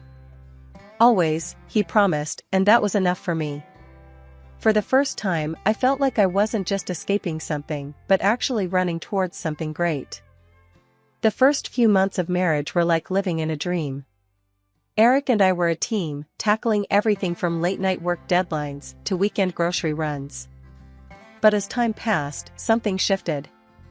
It wasn't overnight, but the changes crept in slow and steady, like shadows at dusk. It started small. Eric began making comments about how often I was out with friends after work. One night, as I was getting ready to meet Jenny for dinner, he dropped onto the couch, his brow furrowed. Another night out, Carly? You've seen Jenny more this week than you've seen me, he muttered, not looking at me. I paused, mascara wand in hand. It's just dinner, Eric. We've both been busy, and it's been ages since we caught up. He sighed, running a hand through his hair. Yeah, I get it. It's just, I miss us, you know?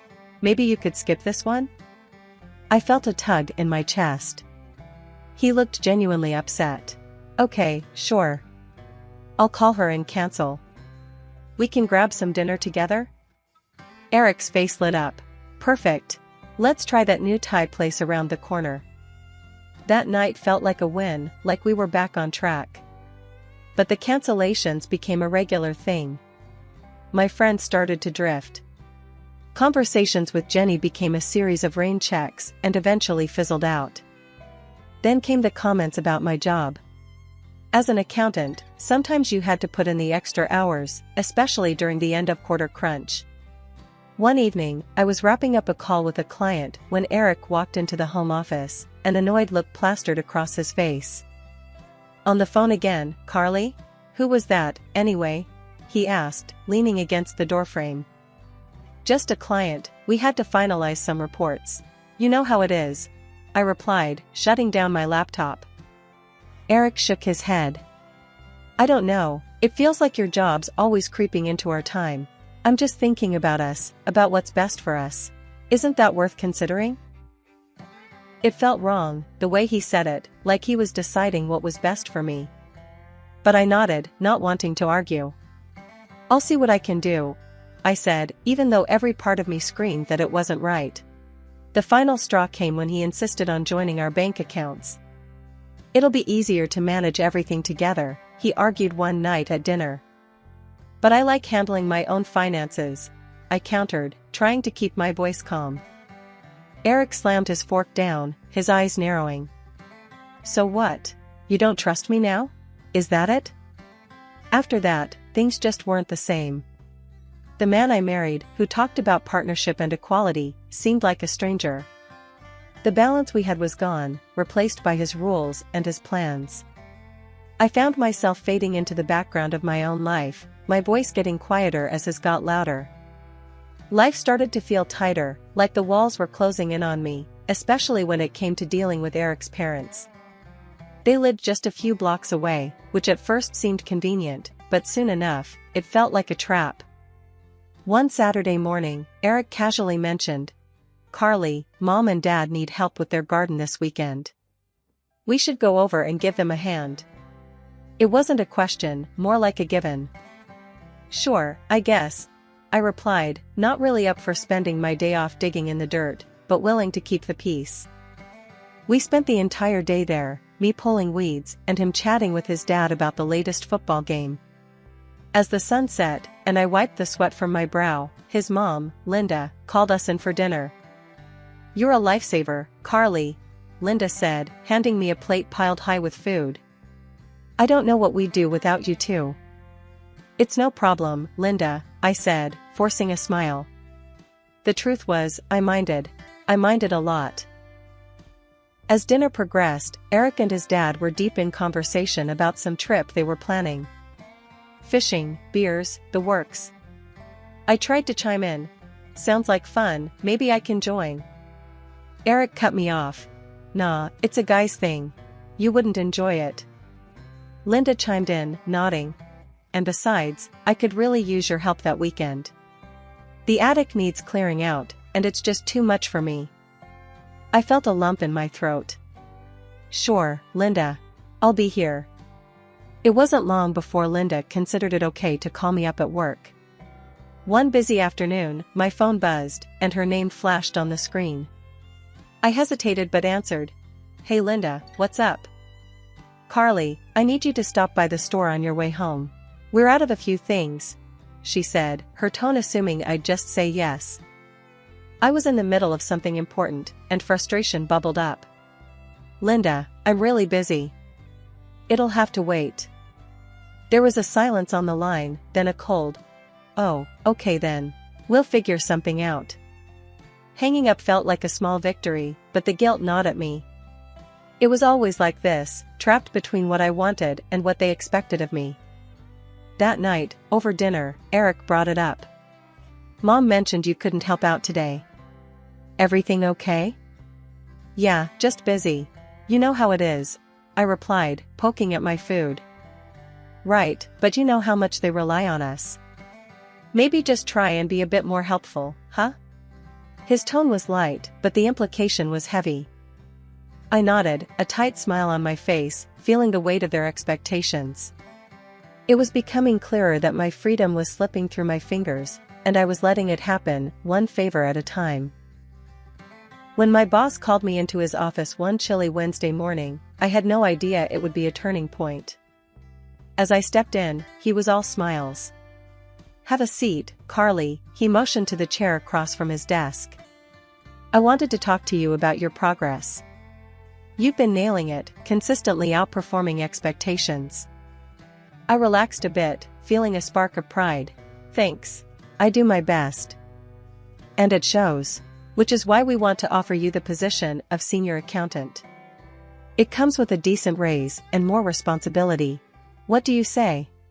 The words hit me like a wave of fresh air. Absolutely, I'm in, I replied without hesitation. Great. I knew you'd be the right fit. Congratulations. He extended his hand across the desk, and I shook it, a grin spreading across my face. Walking back to my desk, I felt lighter than I had in months. This was exactly what I needed, a win. I couldn't wait to tell Eric, thinking he'd be thrilled for me. I got a promotion at work today, I said as casually as I could, trying to read his expression when I walked through the door. That's great, babe. Eric's smile seemed genuine at first, but then he dropped a bomb. You know what? This means I can finally quit my job and focus on my music. I paused, a spoon halfway to my mouth. Quit your job? But how will we manage until your music takes off? He shrugged, almost too casually. With your raise, we'll be fine. You can cover for both of us, can't you? His words hit me harder than I expected. It wasn't a discussion, more like a decision he'd already made. I nodded, not knowing what else to say.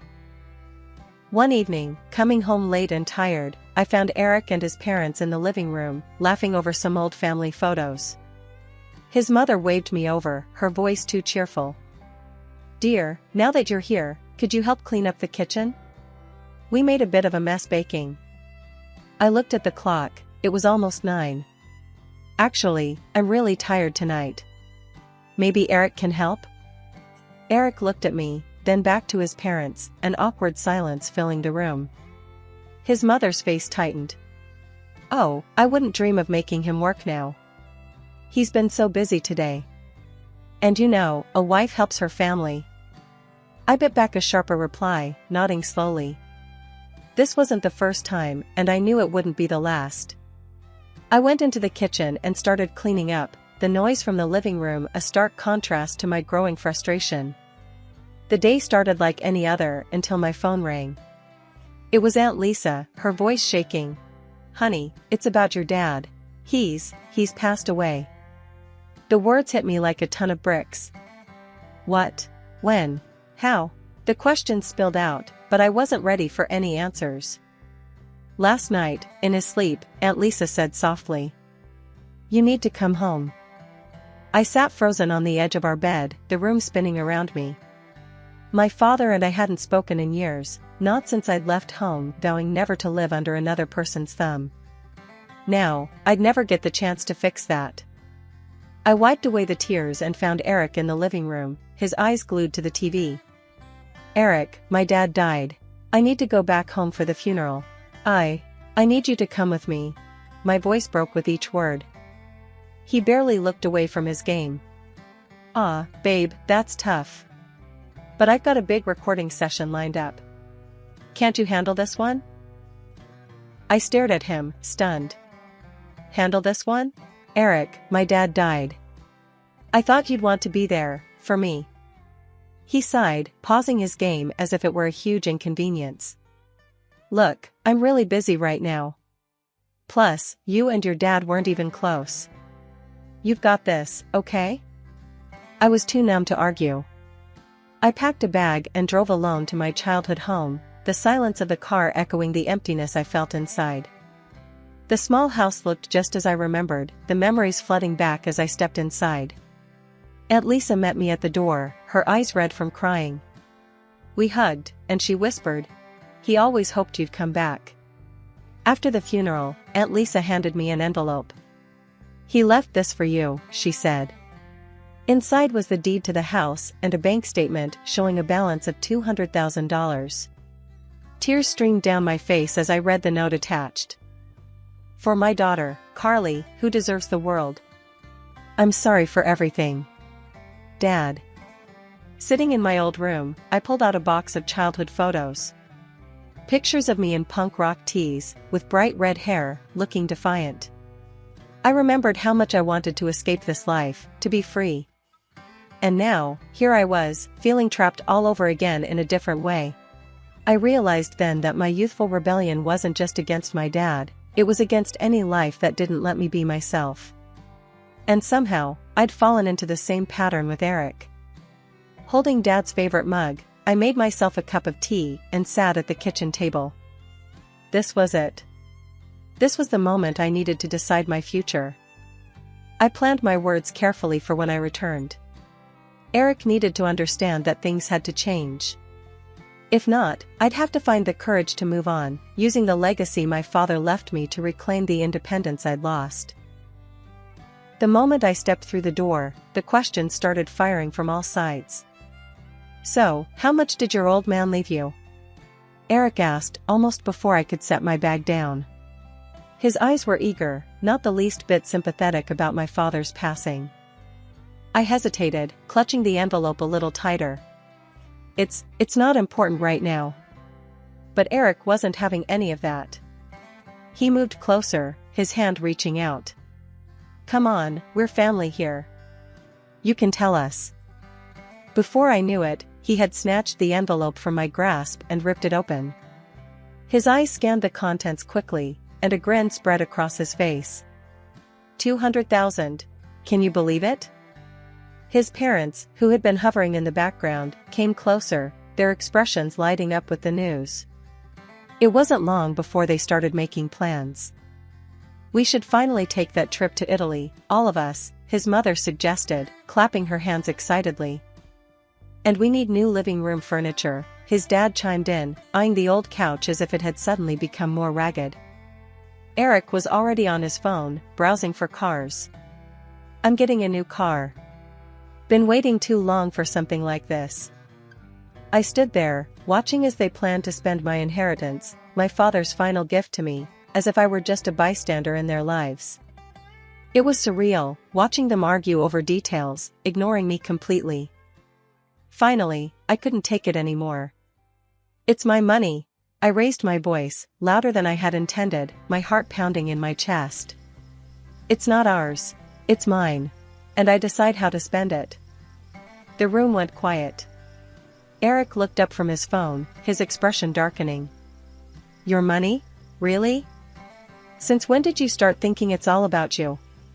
Without us, you'd have nothing.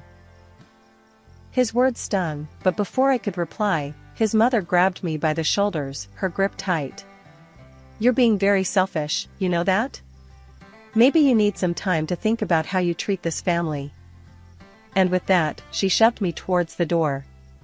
I stumbled, catching myself before I could fall, my mind reeling from the shock. You need to learn your place, she hissed as she slammed the door behind me. Outside, the cool air hit my face, and for a moment, I just stood there, unable to move, unable to believe what had just happened. Then, a laugh escaped my lips, growing louder and more confident. I wasn't sad or even angry anymore, I felt free, completely and utterly free. As I walked away from the house, the weight of the years seemed to lift off my shoulders. I had money, my father's house, and a whole world to explore on my terms. They could keep their plans and their petty demands. I was done making myself small for others. That night, as I settled into the quiet of my father's house, sipping tea from his old mug, I made a list of all the things I wanted to do, places to see, dreams to pursue. It was going to be my new start, my way. For the first couple of weeks, my new life was blissfully quiet. That was until my phone started exploding with calls. At first, I ignored the constant buzzing. It was Eric, and I knew what he wanted. But eventually, his persistence wore me down, and I answered. Eric barked the moment I picked up. I can't access the accounts anymore. What the hell, Carly, are you trying to starve us? I couldn't help but laugh, the sound bitter. No, Eric. I just decided it's time I managed my own money. You know, since it is mine. His response was a string of expletives before I hung up, ending the conversation on my terms for once. That evening wasn't quiet for long. Eric and his parents showed up at my doorstep, their faces twisted in anger. You think you can just forget about us? He shouted as soon as I opened the door.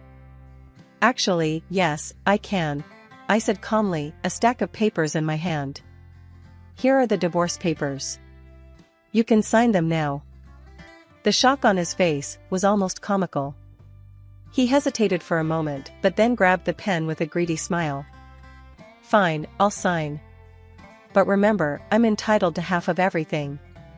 That's $100,000 from your inheritance. His mother, who'd been muttering under her breath, piped up. We should have had all of it. But half is better than none.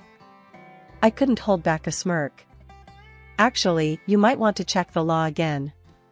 Inheritance isn't divided in a divorce here. You get nothing. The color drained from their faces. Eric's voice was a mix of panic and fury. What are you talking about? We've already spent that money. We thought we'd have it by now. His dad, always one to chime in, added, We're on the hook for loans we took out for the vacation. That's not my problem, I said, stepping back from the doorway. You need to leave now, or I'll call the police. Their threats and protests turned to desperate pleas as they realized I wasn't going to back down. But I was done being manipulated, done being used. Later, I brewed some coffee and sat on the porch, the morning air crisp and cool. It was here, in this quiet moment, that I truly felt the weight of my decisions lifting off my shoulders. I was free, finally free to make my own choices without anyone second-guessing or overriding me. As I sipped my coffee, my neighbor, Mrs. Dalton, walked by with her dog. She waved, a friendly smile on her face. Good morning, Carly. Saw you moving back in. Everything all right? I smiled back, nodding. Morning, Mrs. Dalton. Yes, everything's more than all right. Just needed a change, you know? She chuckled, patting her dog's head. Change is good, dear. Keeps life interesting. If you need anything, just holler. Thank you, I appreciate that. I woke up early that morning, the first rays of sunlight streaming through the window, painting streaks of gold across the floor. It had been months since I moved back into my father's house, months since I had taken control of my life. As I made my coffee, I thought about the day ahead. I had recently been promoted to deputy director at the firm. It was a big step up, the kind that came with new challenges and more responsibilities. But I was ready for it, more than ever. My phone buzzed, breaking the tranquility of the morning. It was Eric, again. Despite everything, he was persistent, always trying to weasel his way back into my life.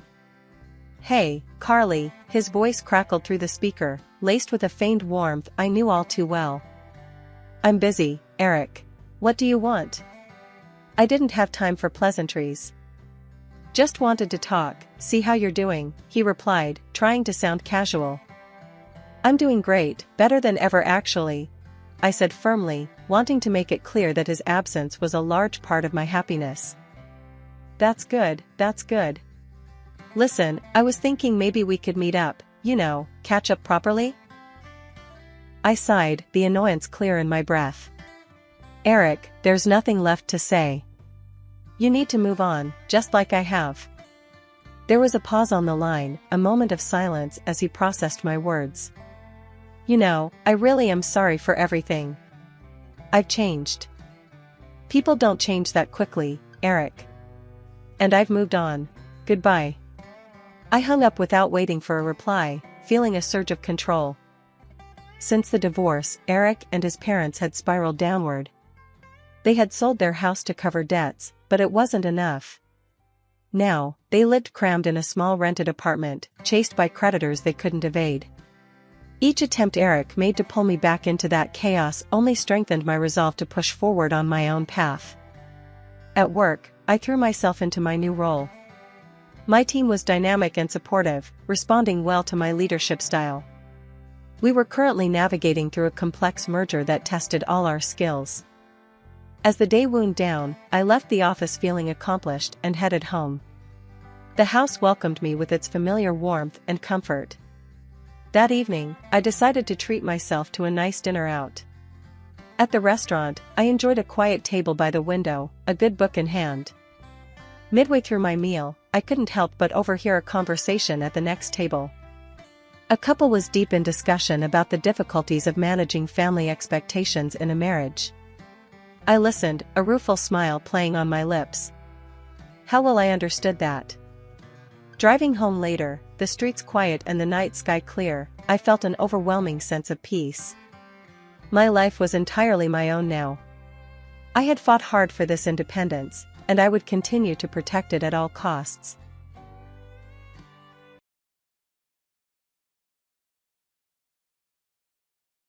My name's Sarah. I've spent the better part of my life in the delivery room, helping mothers bring new life into the world. It was more than a job, it was my calling.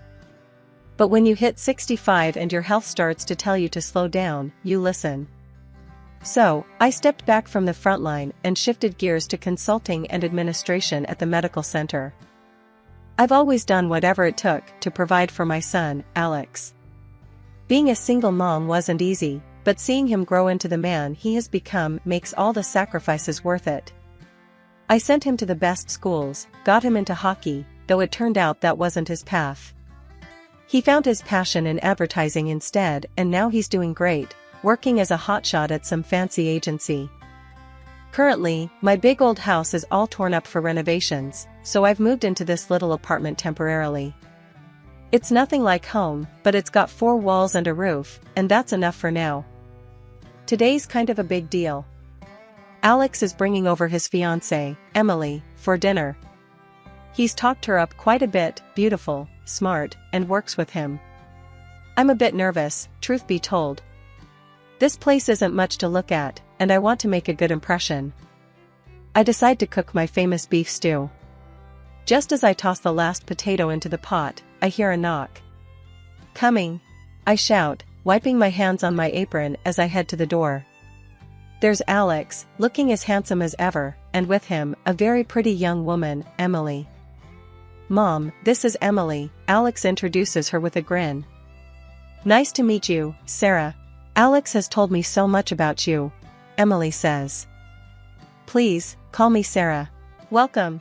I hope you're hungry," I say, leading them into the small dining area. I catch Emily looking around, her gaze lingering on the less than stellar furnishings. So, Sarah, Alex mentioned you work at the hospital. What do you do there? Emily asks as we sit down. I handle some of the admin work, I reply casually, not wanting to dive into my past life as an obstetrician. Alex shoots me a look, surprised I didn't elaborate. I give him a quick wink, silently telling him to keep it under wraps. There's no need to brag. Emily seems a bit taken aback.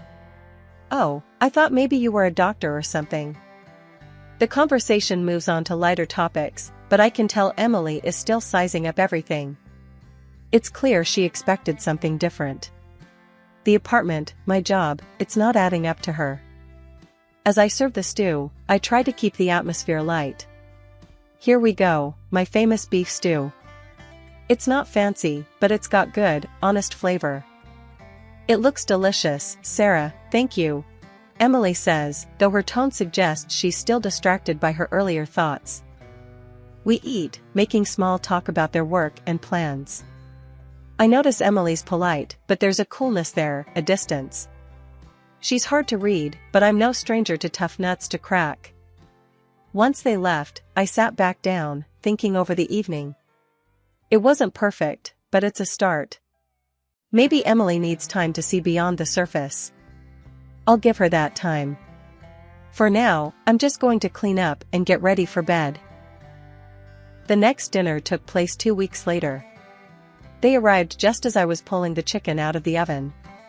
Alex, ever my pride and joy, greeted me with a big hug, while Emily offered a polite smile, her eyes quickly scanning the small, somewhat worn living room.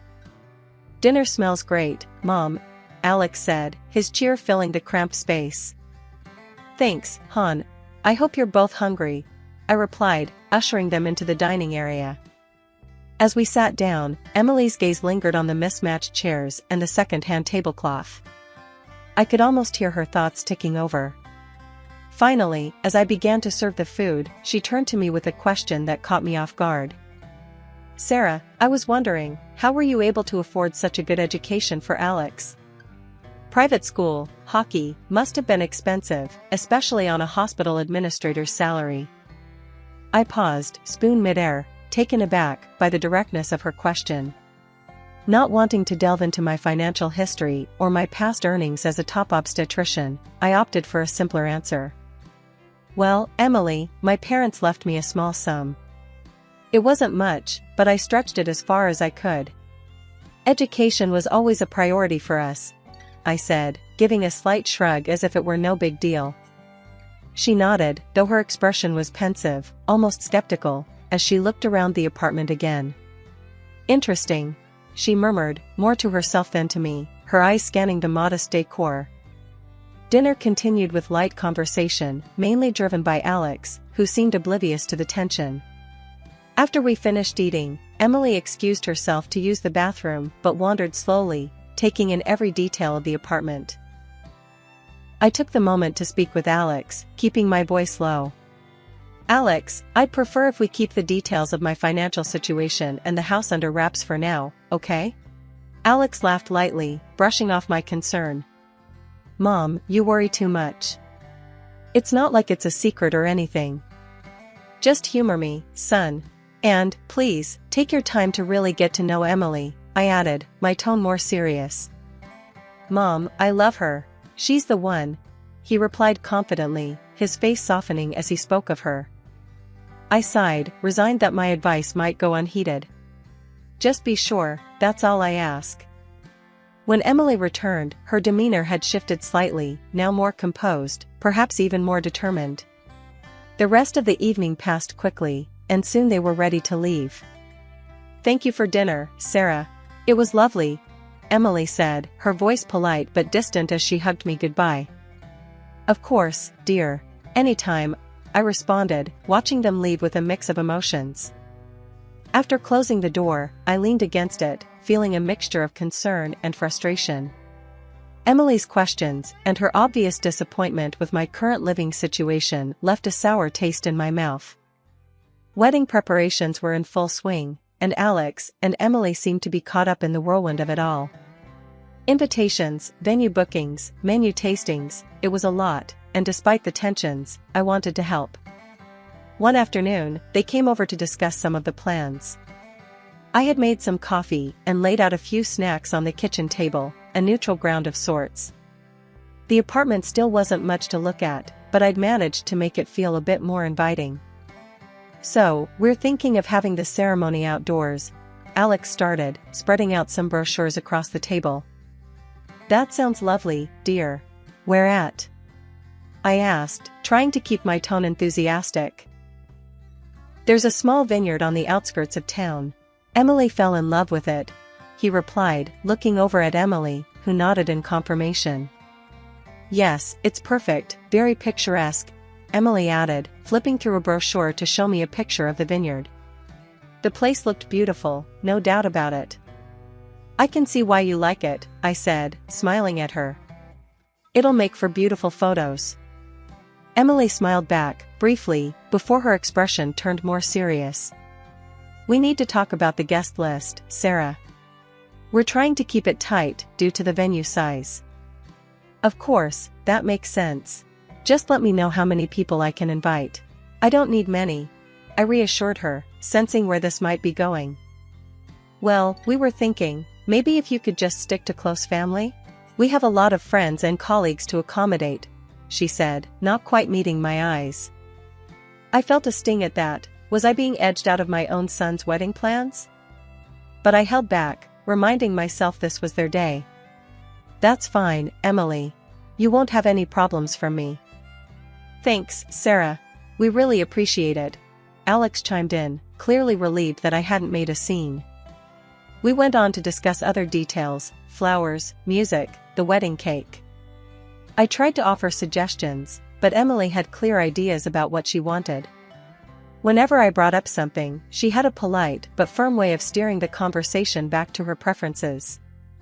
As the afternoon wore on, I found myself speaking less and less, feeling somewhat sidelined in the planning of my only son's wedding. When they were ready to leave, I offered to help with anything they might need, trying one last time to be involved. "Actually, Sarah, I think we've got it covered. But thanks," Emily said, her smile polite but distant. "We'll keep you updated, of course." "Of course, dear. Just happy to help," I replied, keeping my smile fixed until the door closed behind them.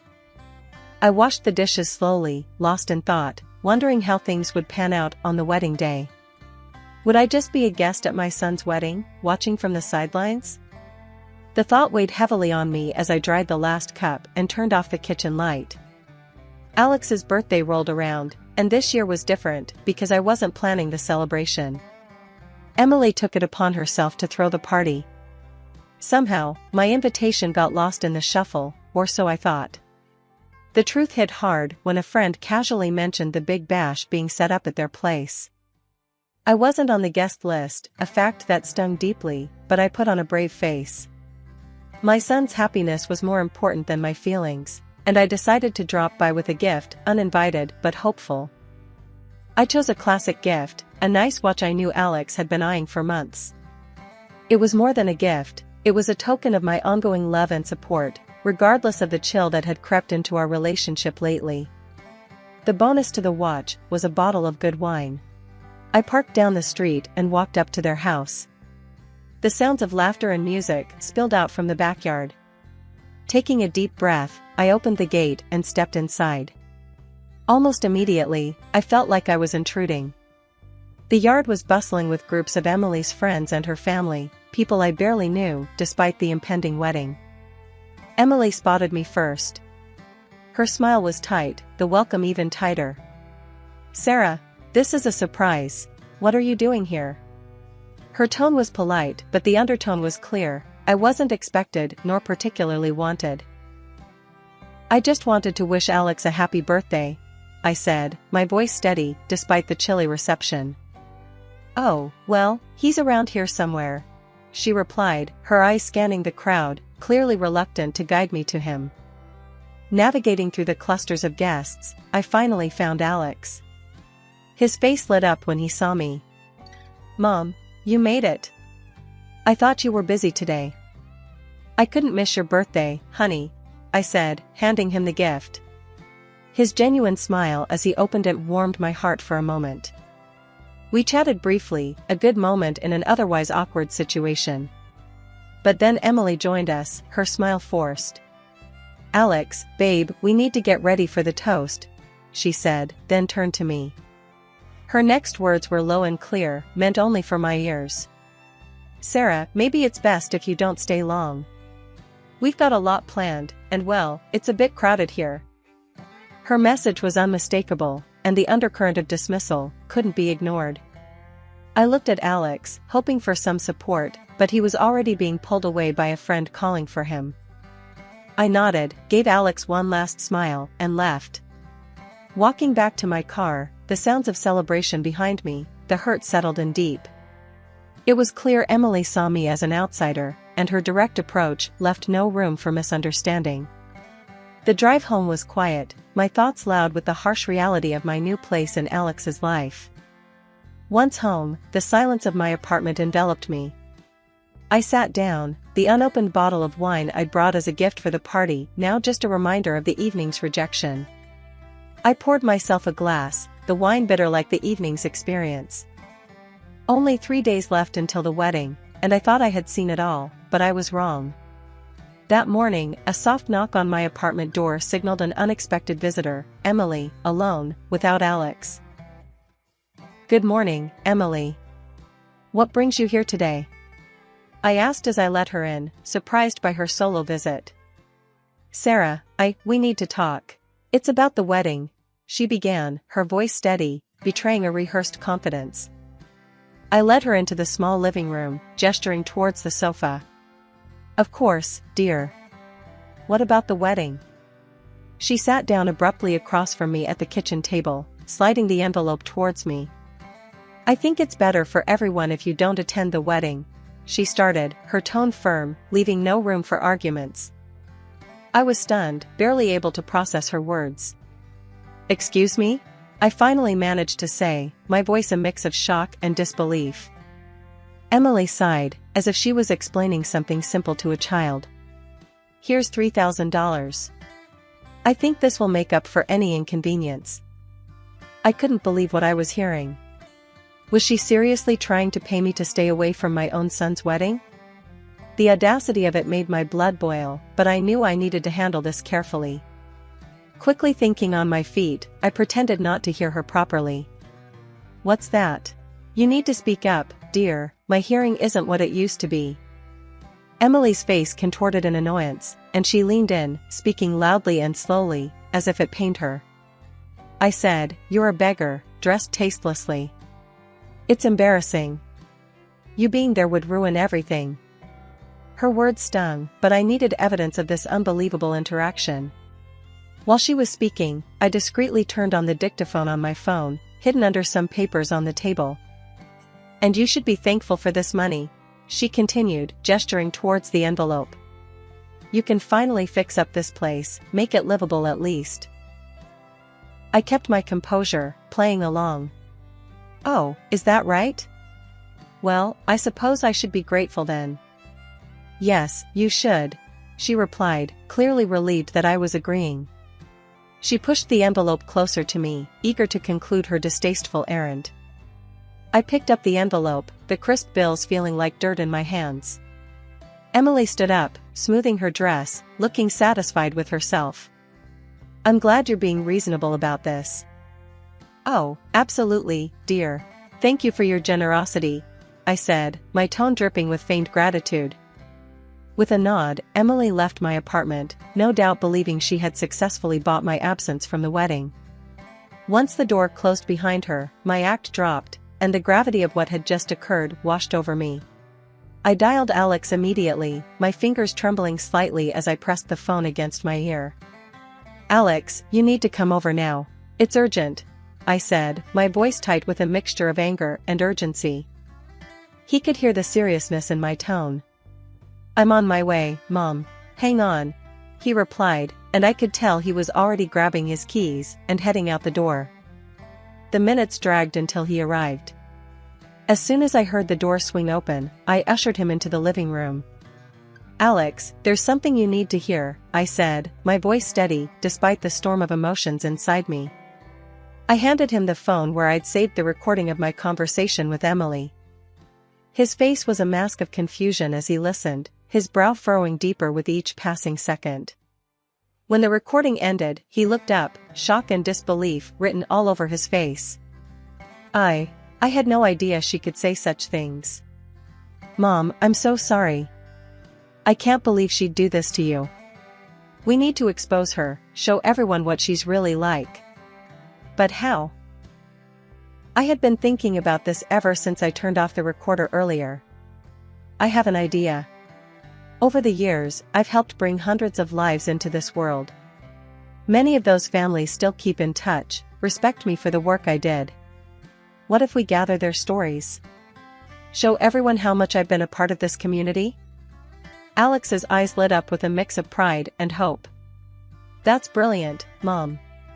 We could record some testimonials from your patients, even the people you've worked with at the hospital, and the mayor. You did help his wife when she was in labor, after all. Over the next few hours, we were busy. I contacted several of my former patients who I knew would be willing to speak on my behalf. Using Skype, I recorded heartfelt messages from these women, each sharing their stories about how I had helped them during their most vulnerable moments. The head of the hospital where I worked also contributed, praising my dedication and professionalism. Even the mayor made a brief appearance in one of the videos, expressing his deep respect for me both personally and professionally. By the end of the day, we had compiled a series of powerful, personal testimonials.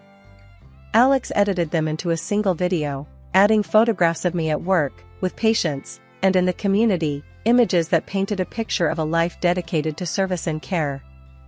That night, I went to bed feeling a mix of nerves and determination. Tomorrow would be one of the most challenging days of my life, but also, perhaps, one of the most important. The day had arrived, beautifully set for a wedding that was supposed to unite two families. The venue was beautifully decorated, flowers everywhere, guests dressed in their finest. The air was filled with a mix of excitement and nervous anticipation.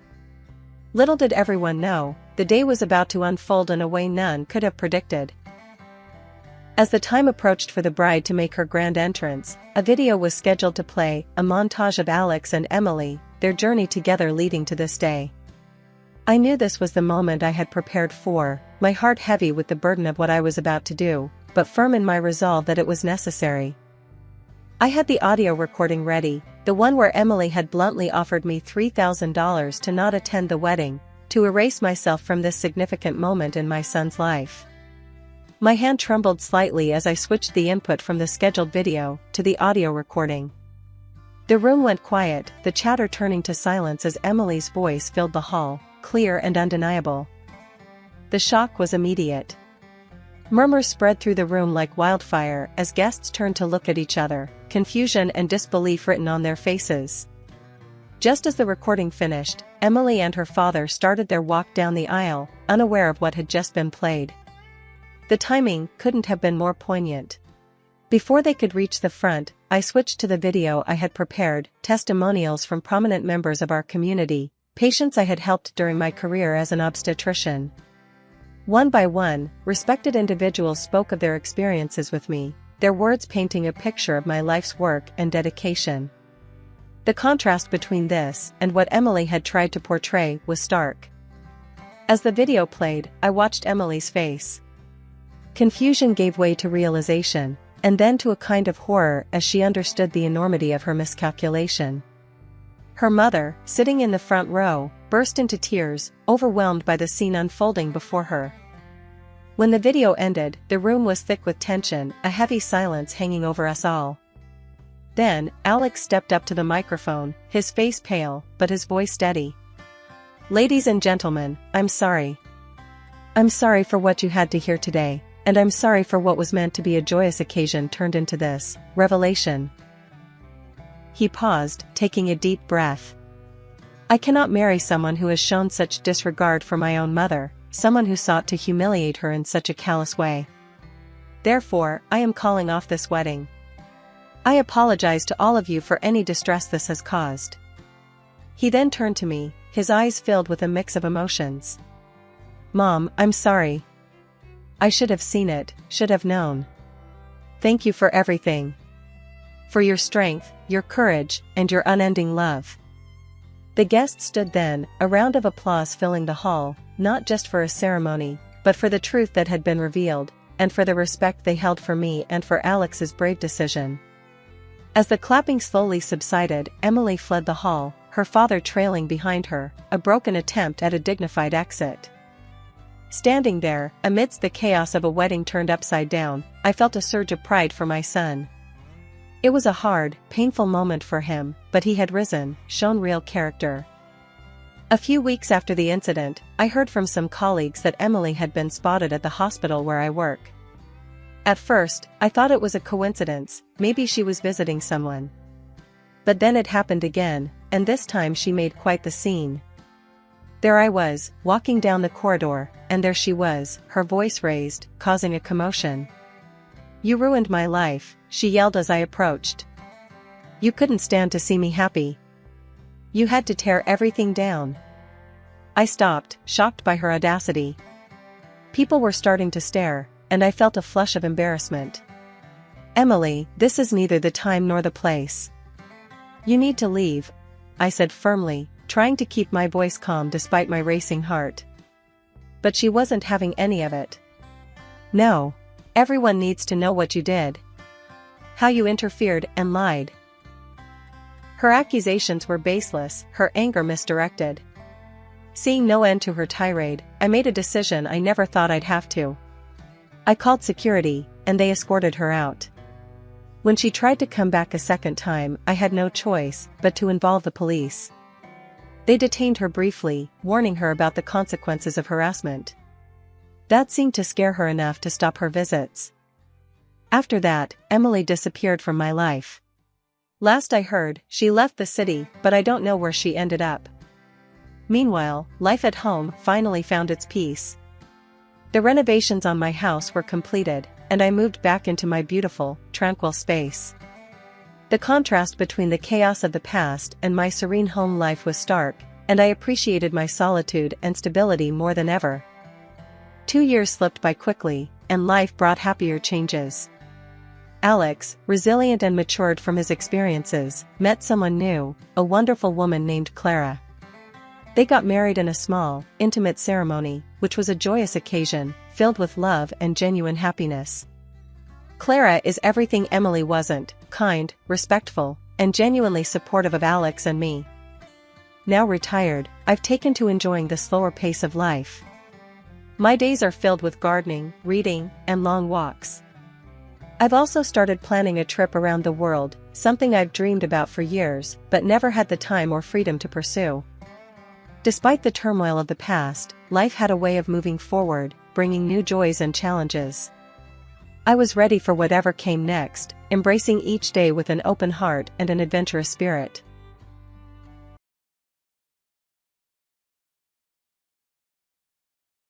My name's Nellie, and growing up in our house was like living under constant surveillance. Dad was a professor, his life revolved around the university, and he expected nothing less from me and my sister, Anna. Mom was pretty much the enforcer of Dad's rules, always making sure we were the perfect daughters. It was a regular evening at home, and I was trying to finish a book I'd been secretly reading under the covers for the past week.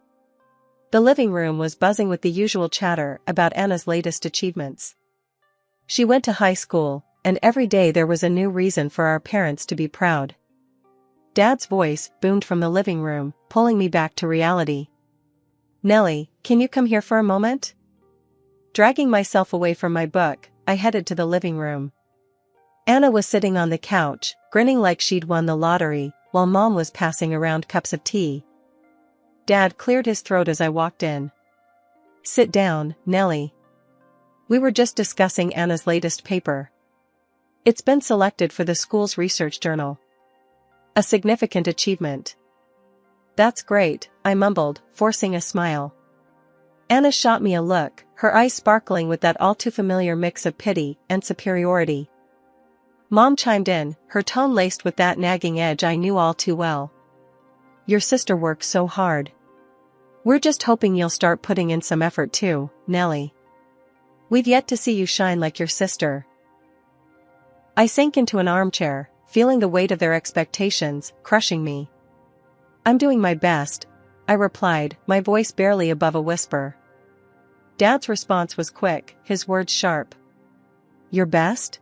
We expect excellence, Nellie. Not just best. You need to start thinking about your future, about making something of yourself." I wanted to scream, to tell them that I had my own dreams, that I hated biology and the sterile life they were pushing me into. But I knew better. Instead, I nodded, pretending to absorb their advice. "Why can't you be more like your sister?" Dad's question wasn't really a question, it was an accusation. Anna just sat there, sipping her tea, the golden child basking in her perfect little world. I stood up, feeling the need to escape before I said something I'd regret. "I have homework," I said, turning towards my room. "Remember, Nellie," Mom called after me, her voice stern. "We're only hard on you because we care. You'll thank us one day."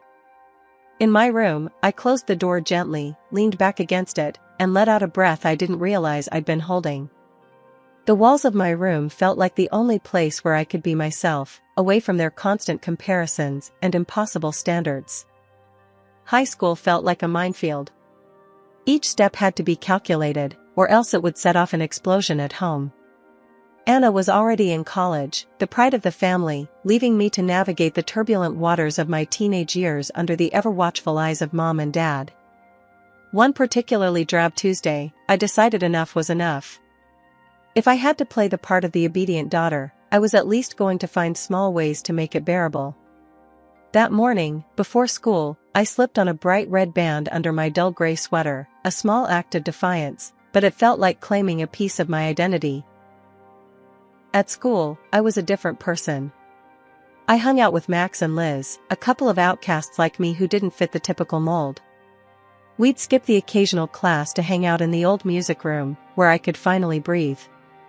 "Nellie, you coming?" Max nudged me as the bell rang for the next period. "Yeah, let's get out of here," I replied, grabbing my bag and following them. We settled into our usual spot, and I pulled out my hidden headphones, ready to drown in some music that Mom and Dad would never approve of. Liz watched me, an eyebrow raised. "Still hiding that stuff from your folks?" she asked, her tone a mix of amusement and pity. "Yeah, Dad would flip if he knew I was into punk rock. You know how he is about proper influences and all that crap," I muttered, fiddling with the headphone cord. Max laughed, shaking his head. "Man, your parents are something else. How do you stand it?" "I don't know. I just do what I have to do, I guess. Keep my head down, mostly." The conversation drifted away from me as I lost myself in the music, the lyrics pumping me up, giving me a dose of courage I desperately needed. Later that week, I decided to take an even bolder step.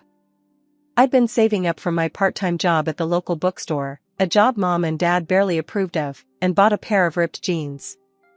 Hiding them in my bag, I changed at school on Friday, ready to feel a little more like myself. Walking home in those jeans felt exhilarating, but as I turned onto our street, my heart sank. There was Dad, waiting at the front door, arms crossed. Panic set in. I had forgotten he was home early on Fridays. "What on earth are you wearing, Nellie?" His voice was calm, but the disapproval was clear as day. "They're just jeans, Dad. Everyone wears them," I said, my voice small, bracing for the storm. "They are not just jeans. They are a statement, and not one we approve of. Go change. Now." I clenched my fists, fighting the urge to yell back. "It's just clothes, Dad. It doesn't change who I am." He stepped closer, his presence imposing. "Everything you do reflects on this family, Nellie. Remember that." I stormed past him, slamming the door to my room behind me. The jeans were thrown into the back of my closet, hidden yet again. But something inside me had shifted. That night, I made a promise to myself. No matter how small, I'd keep finding ways to rebel, to be me. Even if it meant just a hidden streak of red or a song no one else knew I loved. When it was time for me to pick a university, the whole choice part was a joke. Dad had it all mapped out. I was going to the same university he taught at, just like Anna. The decision wasn't mine, it was handed down like a family heirloom I never asked for. The major? Biology, Dad's field. It's a respectable field, Nellie, and you'll have a secure future, he'd said the night we talked about my so-called choices. The truth? I had no interest in biology. I wanted to study literature, lose myself in books and stories, not cells and organisms. But that wasn't part of Dad's plan. Think about your future, Nellie. This is for the best, Dad had said that evening at dinner, his tone final. Mom just nodded along, adding, "Your father knows what's best, dear. Anna's doing wonderfully well, just follow in her footsteps." So, that was it. I enrolled in biology, and just like high school, college became another series of hoops to jump through. The first year was a blur of classes I had zero interest in. I'd sit in the back of lectures, doodling in the margins of my notebooks or getting lost in my thoughts, imagining I was somewhere else, anywhere else. One afternoon, I bumped into a senior student, Mark, at the campus cafe. He was a literature major, and we hit it off talking about a novel I had secretly been reading. "You actually like this stuff, huh?" Mark smiled, pointing at my biology textbook. "It's not by choice. It's complicated," I sighed, my usual defensiveness about my situation kicking in. "Sounds like a prison sentence," Mark laughed. "You should have gone for something you love. Why stick with something that makes you miserable?" His words hit too close to home. "It's not that simple. My dad's a professor here, in this department. I didn't have much of a say." Mark raised an eyebrow. "That sucks. But hey, maybe you can switch majors? Talk to someone in the lit department?" I shook my head, a bitter laugh escaping. "You don't know my dad. Switching isn't an option. This is my life." As the year dragged on, I met with Mark a few more times. He became my window to the world I wanted to be part of. Through him, I got glimpses of literature classes, poetry readings, discussions that sparked a fire in me. But at the end of each meeting, I had to return to my reality, the world of biology labs and lectures that felt more suffocating each day. My last year at university was nothing short of a family spectacle, thanks to my sister Anna's grand wedding. She had recently introduced her fiancé to us, Michael, a lawyer 10 years her senior, working for a large corporate firm. My parents couldn't have been happier with her choice. He was exactly what they envisioned for both their daughters, successful, respectable, and financially secure. At their engagement party, the joy on my parents' faces was unmistakable. They had the perfect son-in-law. The wedding preparations were a flurry of activities where every detail, from the bridesmaids' dresses to the flower arrangements on the guest tables, was meticulously chosen by Mom. She relished her role, guiding Anna through every step, ensuring the day would be nothing short of perfect according to their standards. After the wedding, which went exactly as my parents had planned, Mom's visits to Anna became more frequent. She would often tell her how to manage her new home, advising her on everything from hosting dinner parties to managing finances, all the while hinting that I should start looking for a husband of similar caliber. "I hope you're paying attention, Nellie," Mom would say on her return from these visits. "You'll need to know all this when you find the right man. It's time you thought about settling down too." One chilly November afternoon, after another lecture I barely listened to, I decided to take a different route home through the old part of town. That's when I saw him, Jake, leaning casually against a vintage race car, a stark contrast to the world I was entangled in. "Nice car," I said, drawn to the bright red paint and the powerful engine sound. Jake looked up, a wide grin spreading across his face. "Thanks. She's a beauty, isn't she? Took me ages to get her running this smooth. Wanna take a ride?" I was just about to test her on the open road. I hesitated, glancing back the way I came. It would be so easy to just walk away, to return to the path laid out for me. But something in me rebelled at the thought. "Sure, why not?" I replied, surprising myself. It felt reckless, but exhilarating. The ride was liberating. The speed, the wind, the sheer freedom, it was intoxicating. For those moments, I wasn't Nellie, the biology student who was suffocating under her parents' expectations. I was just Nellie, the girl who could go anywhere and be anything. When we finally slowed down, Jake looked at me, his eyes curious. "You seem like you really needed that escape. What's your story?" I sighed, the weight of my world settling back on my shoulders. "It's a long one. Let's just say I'm stuck in a life I never chose." He nodded, understanding more than I expected. "I get it. I was there once, stuck, I mean. Until I decided to do something about it. Life's too short to live someone else's dream, you know?" Over the next few months, Jake became my escape, my slice of freedom. We met often, driving for hours, talking about everything and nothing. He showed me that another life was possible, one where I could make my own choices. One evening, as the city lights twinkled below us, he turned to me, serious. "Nellie, I don't want to be just an escape for you.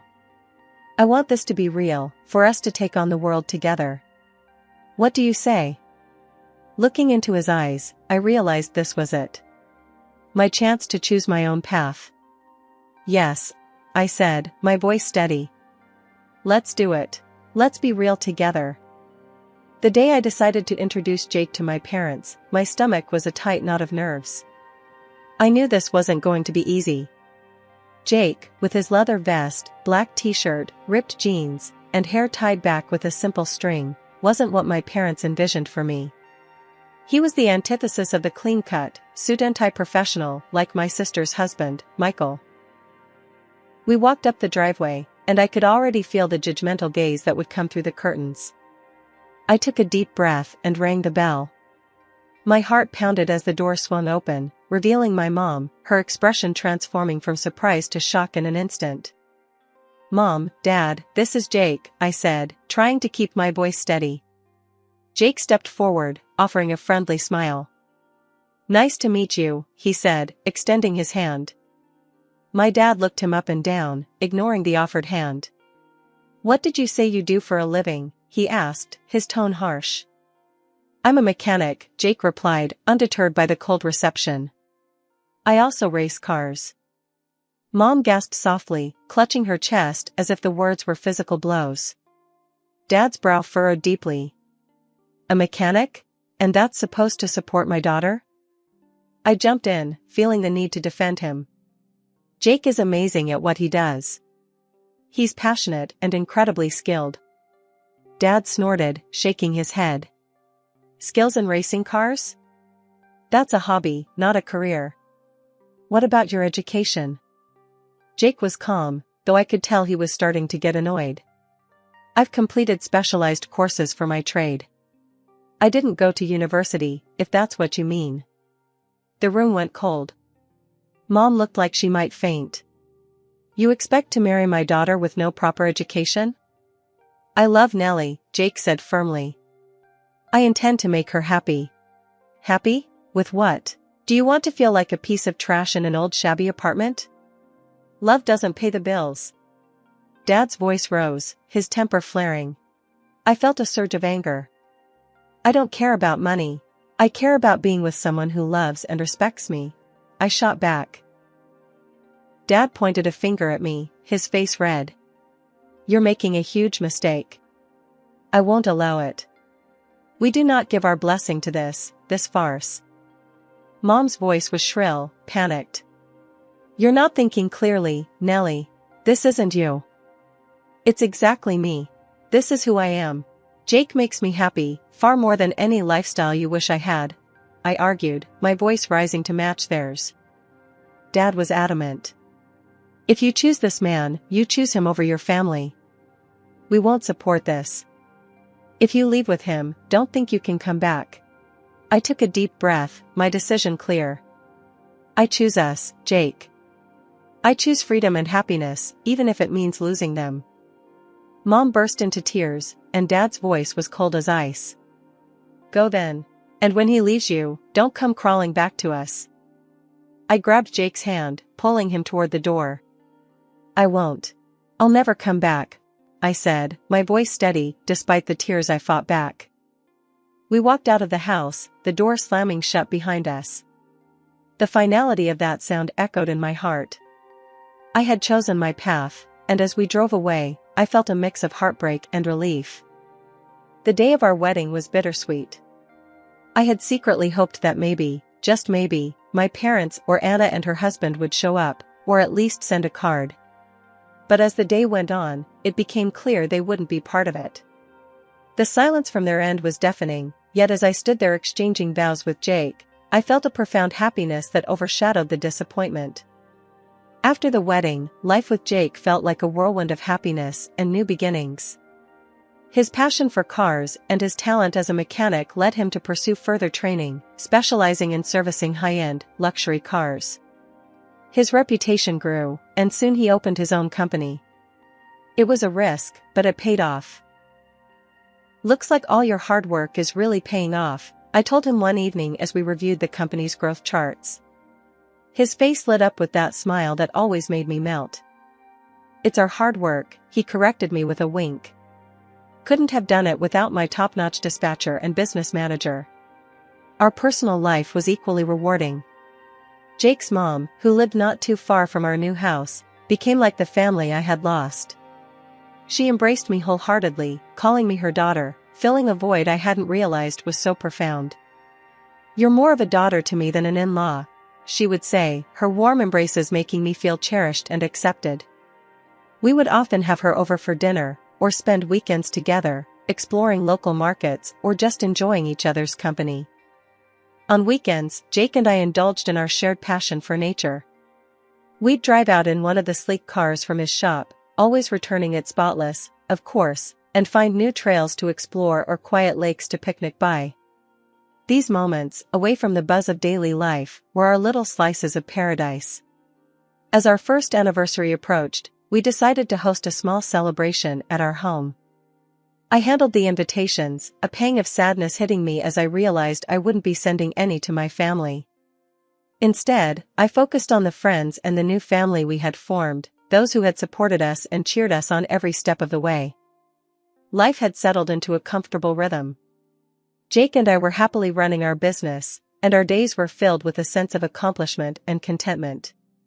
My mother-in-law, who lived nearby, was a frequent visitor and had become like a second mother to me.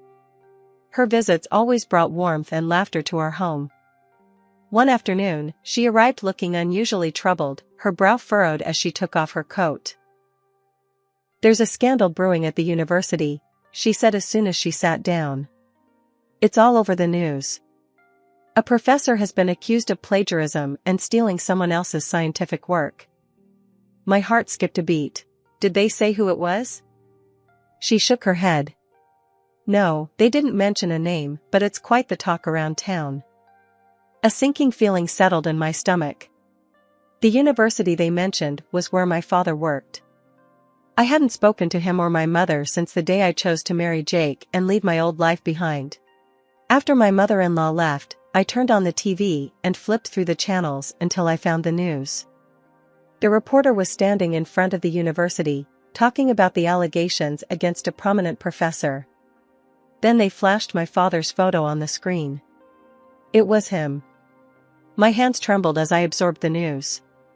His career, his reputation, everything was at risk. 2 weeks later, the issue was still a hot topic on the news when the unexpected happened. Jake and I were at our shop when I noticed a familiar car pulling into the parking lot. My breath caught in my throat as my parents stepped out. It had been years since I last saw them. The staff pointed them in my direction, and as they walked toward us, I could hardly recognize them. My mother had lost a lot of weight, her clothes hung loosely, making her look frail and aged. My father seemed a shadow of the man he once was, his posture slumped and his eyes lacking their usual firm resolve. As they approached, my mother's eyes filled with tears. "Nellie," she said, her voice cracking with emotion. "Mom," I replied, my voice neutral, guarding my feelings. "We need to talk to you," my father said, his voice low. I looked at Jake, then back at my parents, 1,000 memories and feelings swirling in my mind.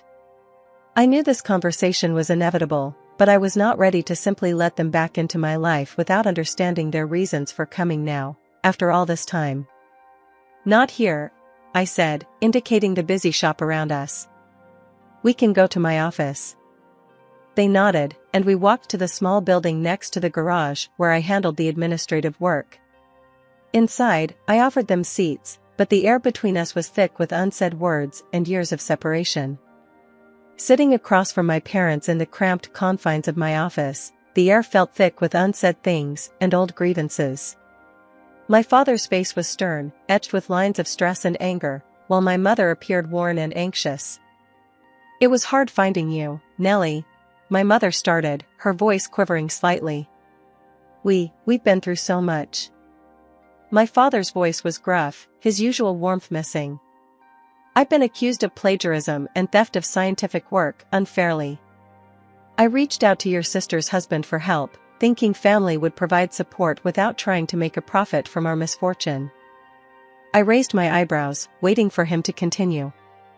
He wanted to charge an exorbitant fee, Dad continued, his tone sour. Your sister sided with him, choosing her husband over her own family. So, we had no choice but to disown her. There was a cold irony in his words, a mirror to the past when they had turned me away for choosing Jake. And now you come to me? I asked, unable to keep the bitterness from my voice. Yes, he said bluntly. We need a place to stay. We've had to sell the house to cover legal fees. We have nowhere else to go. I couldn't help but laugh, a short, harsh sound that filled the small office. You disowned me, remember? You literally cursed me, wishing I'd fail and come crawling back. The pain of that day, still vivid in my memory, surged forward. And now you expect what? That I'd welcome you with open arms? My mother's face crumpled. We're still your parents, Nellie. How can you turn us away? Because you taught me how, I replied sharply. When you chose your pride over your daughter, you showed me that blood isn't thicker than water, not always. Dad's eyes narrowed. We are your family. You owe us. I owe you nothing, I shot back. For once, Anna made the right decision, and I'm proud of her for standing by her husband. It's more than what was ever afforded to me. The room grew colder, the tension palpable. My mother began to shout, calling me ungrateful and heartless. Jake, who had been silent beside me, stood up, his presence commanding. I think it's time for you to leave, he said calmly but firmly. He turned to one of our workers visible through the office window. Make sure they don't come back here, he instructed quietly. My parents were left standing in the middle of the room, a final look of shocked defeat on their faces as we walked away. That was the last time I saw them. In the months that followed, Jake and I grew even closer, united against the turmoil that had tried to tear us apart. We welcomed a daughter into our family, a new beginning in the truest sense. My mother-in-law, ever supportive, was a constant help, showering her new granddaughter with love and affection. Life moved on, and the pain of the past began to fade, overshadowed by the joy of the present and the promise of the future. I had learned that family isn't always defined by blood but by the bonds you choose to nurture and protect.